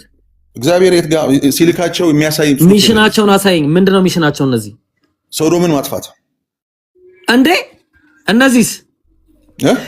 እነዚህ ሰዎችም ከዚያ ፊታቸውን አቀኑ፣ ወደ ሰዶም አቀኑ ያላቸው አብርሃም የሸኛቸው ምን ለማድረግ ነበር? እዚህ ጋር አልተገለጸም። ምን ለማድረግ እንደሆነ አልተገለጸም። አብርሃም ሊሸኛቸው ቀይሽ ሰዶም የሄዱት ደብሯቸው ነው። ሰዶም የሄዱት እነሱ አይደሉም እያልኩ እኮ ደብሯቸው ነው። ምንድነው ሚሽናቸው? ያለ ሚሽን አይመጡም መላእክት። ምንድን ነበር ሚሽናቸው? የትኞቹ መልአክ? እነዚህ አብርሃም የሸኛቸው እነሱ አይደሉም መልአክ። እሺ ሰዎቹ ሚሽናቸው ምን ነበረ? እነሱ ምንም ሚሽን አልተሰጣቸውም። እዚህ ጋር አይታ ሚሽን የላቸውም። ዝም ብለው ደብሯቸው ነው የመጡት። ደብሯቸው ነበር የመጡት። ለምን የማይሆኑ እንትን ታገናኛለህ? አይገናኝም። እሺ በጣም ጥሩ። ቆይ አንዴ ገና ነው እኮ አላለቀም። ሁለቱም ሰዎች አለ። ቆይ አንዴ ሁለቱም ሰዎች ሎጥን አሉት። ከዚያም ሌላ ማን አለን አለ። አማችም ኦኬ በጣም ጥሩ። ገና አልተቀበልከውም ይሄን አይደል? እሺ ችግር የለውም። እሺ ቆይ አንዴ ችግር የለውም። ወልደዋል። ቆይ አንዴ ወይ አንተ እሺ ቀጥል። እሺ ቀጥል። ጨርስ። አይ ቆይ አንዴ ስቀጨርስ ብዬ ነው። ጨርስ። እኔማ ሁሌ እያሳከኝ እኮ። ኦኬ ጨርሳሽ። አነስተኞችን እየፈለከ አጭበርብር። እሺ ሂድ። እሺ በጣም ጥሩ። ጨርሰው ነው ጨርስ። በጣም ጥሩ። እሺ አሁን ጥያቄው ያ ጀማል ባርጉ እዚህ ጋር ቁጥር 33 ላይ እግዚአብሔርም ከአብርሃም ጋር ንግግሩን ጨረሰ። በጨረሰ ጊዜ ሄዳለ። አብርሃምም ወደ ስፍራው ተመለሰ። ዓላማው ምን ነበረ? ይሄ ሳራን ሊያበሰ ኦርቶዶክስ ና አይደለ? ወልደዋድ ዝም ብለህ አውራ። ኖ ኦርቶዶክስ ና። ምን አገባህ አንተ ስለኔ እምነት? ምክንያቱም ማስረጃ ከማይሆነ ነገር ላይ ምን አገባህ? እኔ በቃ በስላሴ ማመን ምን አገባህ አንተ? በቃ እሺ ከዚህ ላይ መረጃ ትቀበላለህ? ከታርጉም ጆናታን አልቀበልም። ከመጽሐፍ ቅዱስ እናውራ። ከመጽሐፍ ቅዱስ እሺ። የመጽሐፍ ቅዱስ ማብራሪያ ትቀበላለህ? አልቀበልም። በቃ አንተ ኦርቶዶክስ አይደለም። ኦርቶዶክስ አይደለም። በቃ ጋይስ በቃ ኦርቶዶክስ አይደለም። በቃ ያው ኦርቶዶክስ አይደለውም ብሎ እምነቱን ክዶ ወጥቷል። አንተ ምስክርነት አያስፈልገውም። ይኸው መጽሐፍ ቅዱስ አንድምታ ትርጓሜ ይላል። ጋይስ የመጽሐፍ ቅዱስ አንድምታ ትርጓሜን አይቀበለውም። ኦርቶዶክስ እንዳልሆነ መስክሮልኛል። አንድ ሶስተኛ ድርሳነ ሚካኤልን ትቀበለዋለህ? ኦርቶዶክስነት በአንተ ምስክርነት የሚጸና የሚቀር አይደለም። ችግር የለውም። ድርሳነ ሚካኤልን ትቀበላለህ? አሁን የምታወራው ትቀበላለህ ወይስ አትቀበልም? ትቀበላለህ ወይስ አትቀበልም? ማስረጃ ለመጣ ለምን ተውከው? ለምን ወጣ? ትቀበላለህ ወይስ አትቀበልም? ልጁ ጴንጤ ስለሆነ ልጁ ፕሮቴስታንት ስለሆነ ያኛው አይመለከትም። ራስህን አዋቂ አድርገህ እዚህ ጋር ስትፈልግ ግን ታስገርማለህ። ምንም የማታውቅ ሰው ነህ። እሺ ጥሩ ነው። እዚሁ የምትሸዋወዱት ችግር የለውም። በል ጨምረው ነው ጨምር። አሁን ተመለስና ልጁን ስትለው እንደነበረው አታመልጥም። ቆይ ገና እመጣላለሁ። ገና እኮ ገና ወላሂ ገና እመጣላለሁ። ወልደ እሺ ላሳይ ነው። አልቀበለውም በለኝ። እቺ ብያለሁ ነው። አንተ አላዋቂ ነህ። ዝም ብለህ መጣ። አይቀበለውም። እሺ አይቀበለውም። ጋይስ ድርሳነ ሚካኤል ቆይ ኧረ ላላ ብለህ ቆይ ኧረ ቆይ አታጭበርብር። ኧረ ቆይ አንዴ አታጭበርብር። ዕብራውያንን ትቀበላለህ? ዕብራውያንን ትቀበላለህ? ሶስተኛ መረጃ ሚውት አታርጉት። እሺ አይቀበልም ማለት ነው። አሁን እመለሳለሁ። በቃ ወደ ዋናው ቶፒክ እንመለሳለን። እሺ ይሄ አብርሃም ጋር የመጣውና ሚውትን አንሳ፣ ቶሎ በል ሚውትን አንሳ። ሄሎ ሚውትን አንሳ። እዚህ አብርሃም ጋር የመጣው ሚስት ሳራ ወዴት ናት አሉት። እነሱም በድንኳን ውስጥ ናት አላቸው አለ። እሱም የዛሬ ዓመት እንደ ዛሬ ጊዜ ወደ እናንተ በእውነት እመለሳለሁ አለ። ይሄ ማን ነው?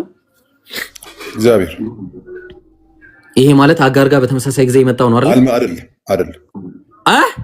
አይደለም። አዎ ምንም ማስረጃ አንጣለ መሆኑ ጋይስ ቴዎፋኒ ተካደ። ለአጋር መልአክ ነው የመጣው። ቴዎፋኒ ተካደ።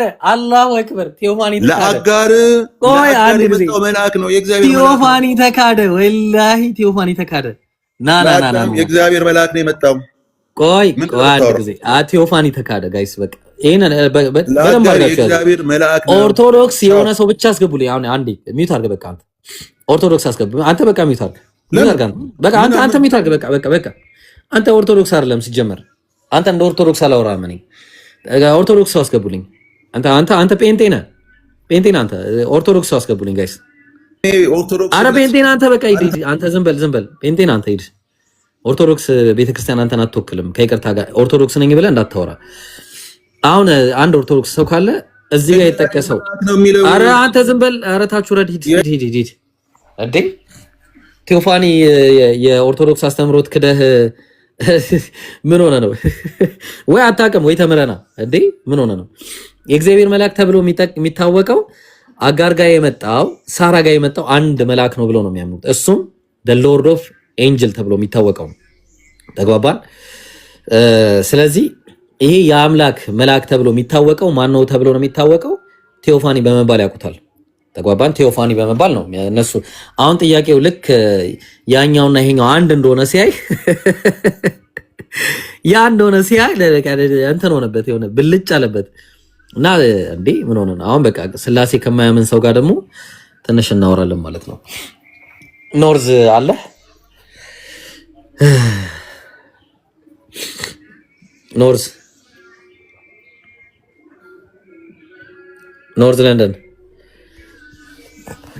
ኖርዝ ለንደን ኦኬ፣ ስራ ላይ ነህ? እሺ። አይ በቃ ጀማው በጣም ያሳዝናል። እኛ እንግዲህ እኔ ወላሂ የፈለገ ቢሆን እንዴ እምነትህን ትክዳለህ አንተ? ኧረ ቢስሚላሂ ራህማን ራሂም። ሰው እምነቱን ይክዳል እንዴ? እምነት እንዳለ ይቆያል እኮ ትጸናለህ እንዴ? አዑዙ ቢላሂ ሚነ ሸይጣን ረጂም ላ ሐውለ ወላ ቁወተ ኢላ ቢላህ። እንዴ ሰው እኔ የፈለገ ነገር ይመጣታል እንጂ እምነቴን አልክድም ወላሂ። ምን ሆኖ ነው? ያሳዝናል በጣም። እሺ የለም በቃ ክርስቲያኖች በቃ እኛ ፊት እንደማቆሙ ኧረ እስኪ ቀጥሉ ያጀባል። ላ ኢላሀ ኢለላህ ቀጥሉ እስኪ እዲ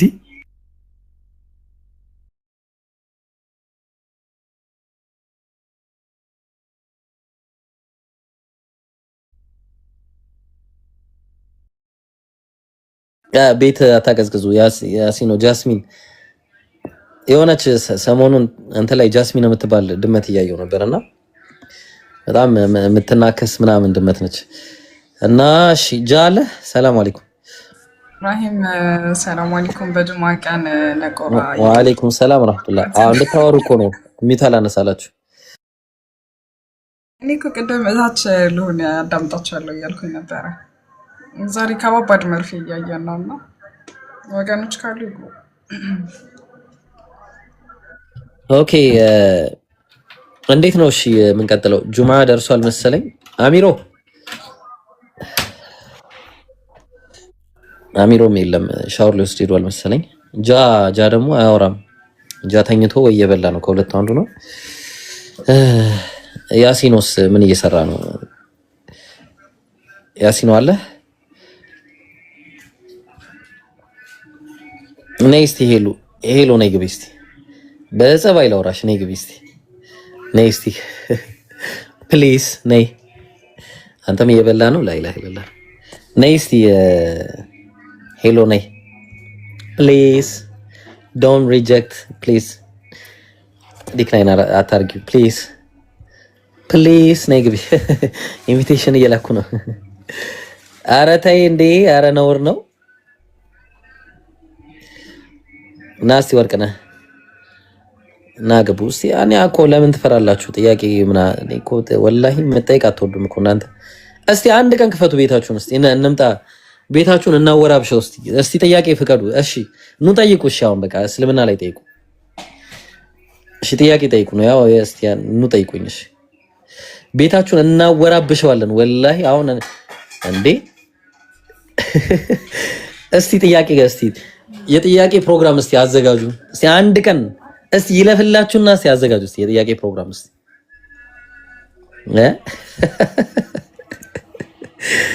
የለም ማንም አያዘጋጅም። የጥያቄ ፕሮግራም አዘጋጃችሁ ማለት ቤተ እምነታችሁ ተናደ ማለት ነው።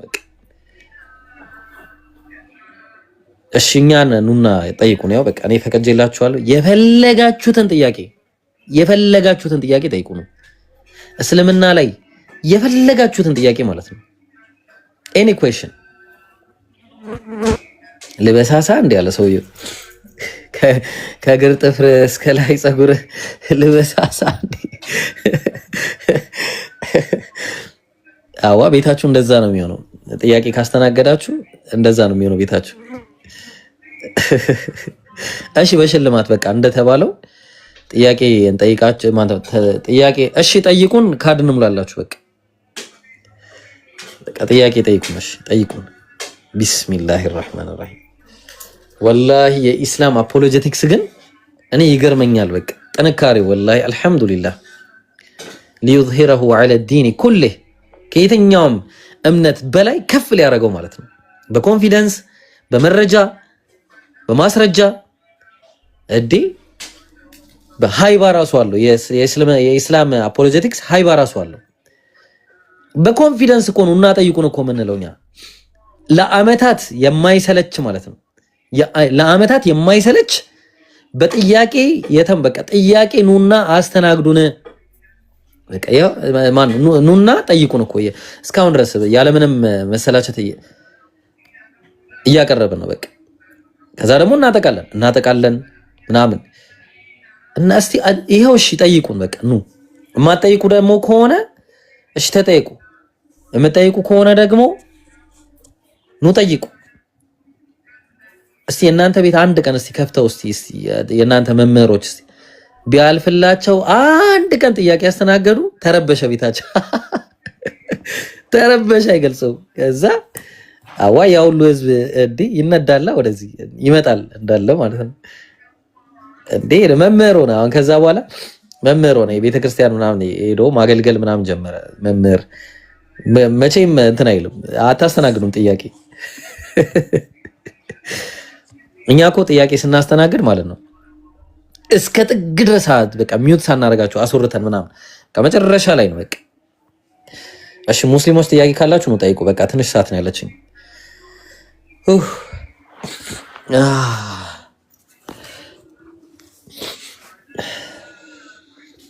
እሺ ማሜ ጥያቄ አለ ሰላም አለይኩም ወአለይኩም ሰላም ወራህመቱላህ ጥያቄ ማለት እሺ ሰፈር ውስጥ ነውና ከክርስቲያኖች ጋር ስንከራከር በእነሱ ጋር ልክ እየተከራከረ አምላክ አንድ ነው እሱም 3 ቦታ ይገለጻል ይሉና እኛ ግራ ገባን እኮ ማስረጃ ነው አይገለጥም ማለት ማስረጃ ካለው መስጠት እኮ ነው እሱማ ማስረጃ ሰጠናቸው እኔ ሰው ነኝ ፍጡር ነኝ ያለበትን ቦታ ብስናሳያቸው እሱ ሰው በሆነበት ዘመኑ ነው ይሉናል ዋሽተው ነው ሰው በሆነበት ዘመኑ ነው ይሉናል ዋሽተው እሺ ያው ቆይ አንዴ አንተ ሚውት አድርጋ አንዴ ወረደ ተሳስቶ ሚውት እንትኑን አልተቀበለም በቃ ዝም ብለው ያነቡ ወይ እንትን አይሉ ዝም ብለው ናቸው ያው በቃ እንግዲህ አንተ ጥያቄ ካልሆነብህ ምንም ማድረግ አይቻልም ጥያቄ ካለ ጠይቅ ኧረ እኔማ ምንም ጥያቄ የለብኝም አይ በቃ እሺ ጥያቄ ያላችሁ ሰዎች ግቡ ለጥያቄ ነው ቤቱን የከፈትነውና ከይቅርታ ጋር እሺ ጥያቄ ክርስቲያኖች መጠየቅ ትችላላችሁ መጠየቅም ከቻላችሁ አቅም ካላችሁ ተሳስቶ ሚውት እንትኑን ተቀበለና ሲያዩ ለካ ሊፋጠጥ ነው ወይ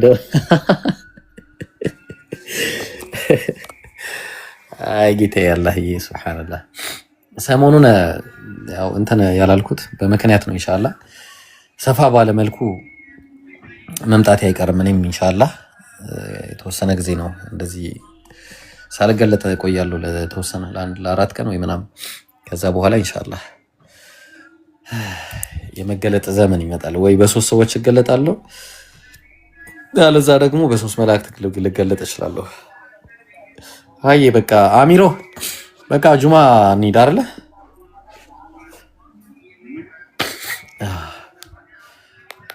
ልንገርህ ወይ የሆነ እያነበብን የሆነ ጥያቄ በዛው መጽሐፋቸው ላይ ያስኩና እሱን ጥቅሱ ልንገርህ ወይስ ምንድነው የምትነግረኝ ሐሳብ ከሆነ እዚሁ ላይ ቁጭ ብለን ማውራት ትችላለህ እኔ ግን ልሄድ ነው ሐሳብ ከሆነ ጥያቄ ከሆነ እኛ መጽሐፍ ላይ ሲሆን እነሱ ላይ ነው እኛም ጁማ ደርሷል እንሂድ ነውና አይ እሺ በቃ አንተ ቀጥል እሺ እኔ ልሂድ ኢንሻአላህ እሺ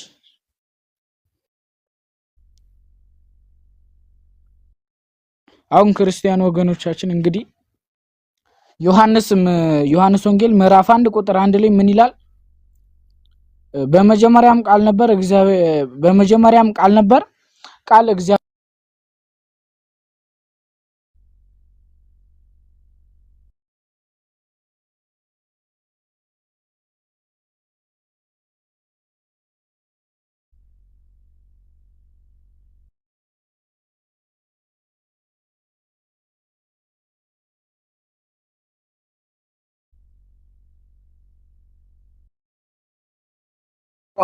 ሞዴሬተሮች ካላችሁ ክርስቲያኖችን አስገቡ። ሙስሊሞች ከፈትዋ ጥያቄ ውጭ ጥያቄ ካላችሁ መግባት ትችላላችሁ። ያኛው አካውንቴ ስላልሆነ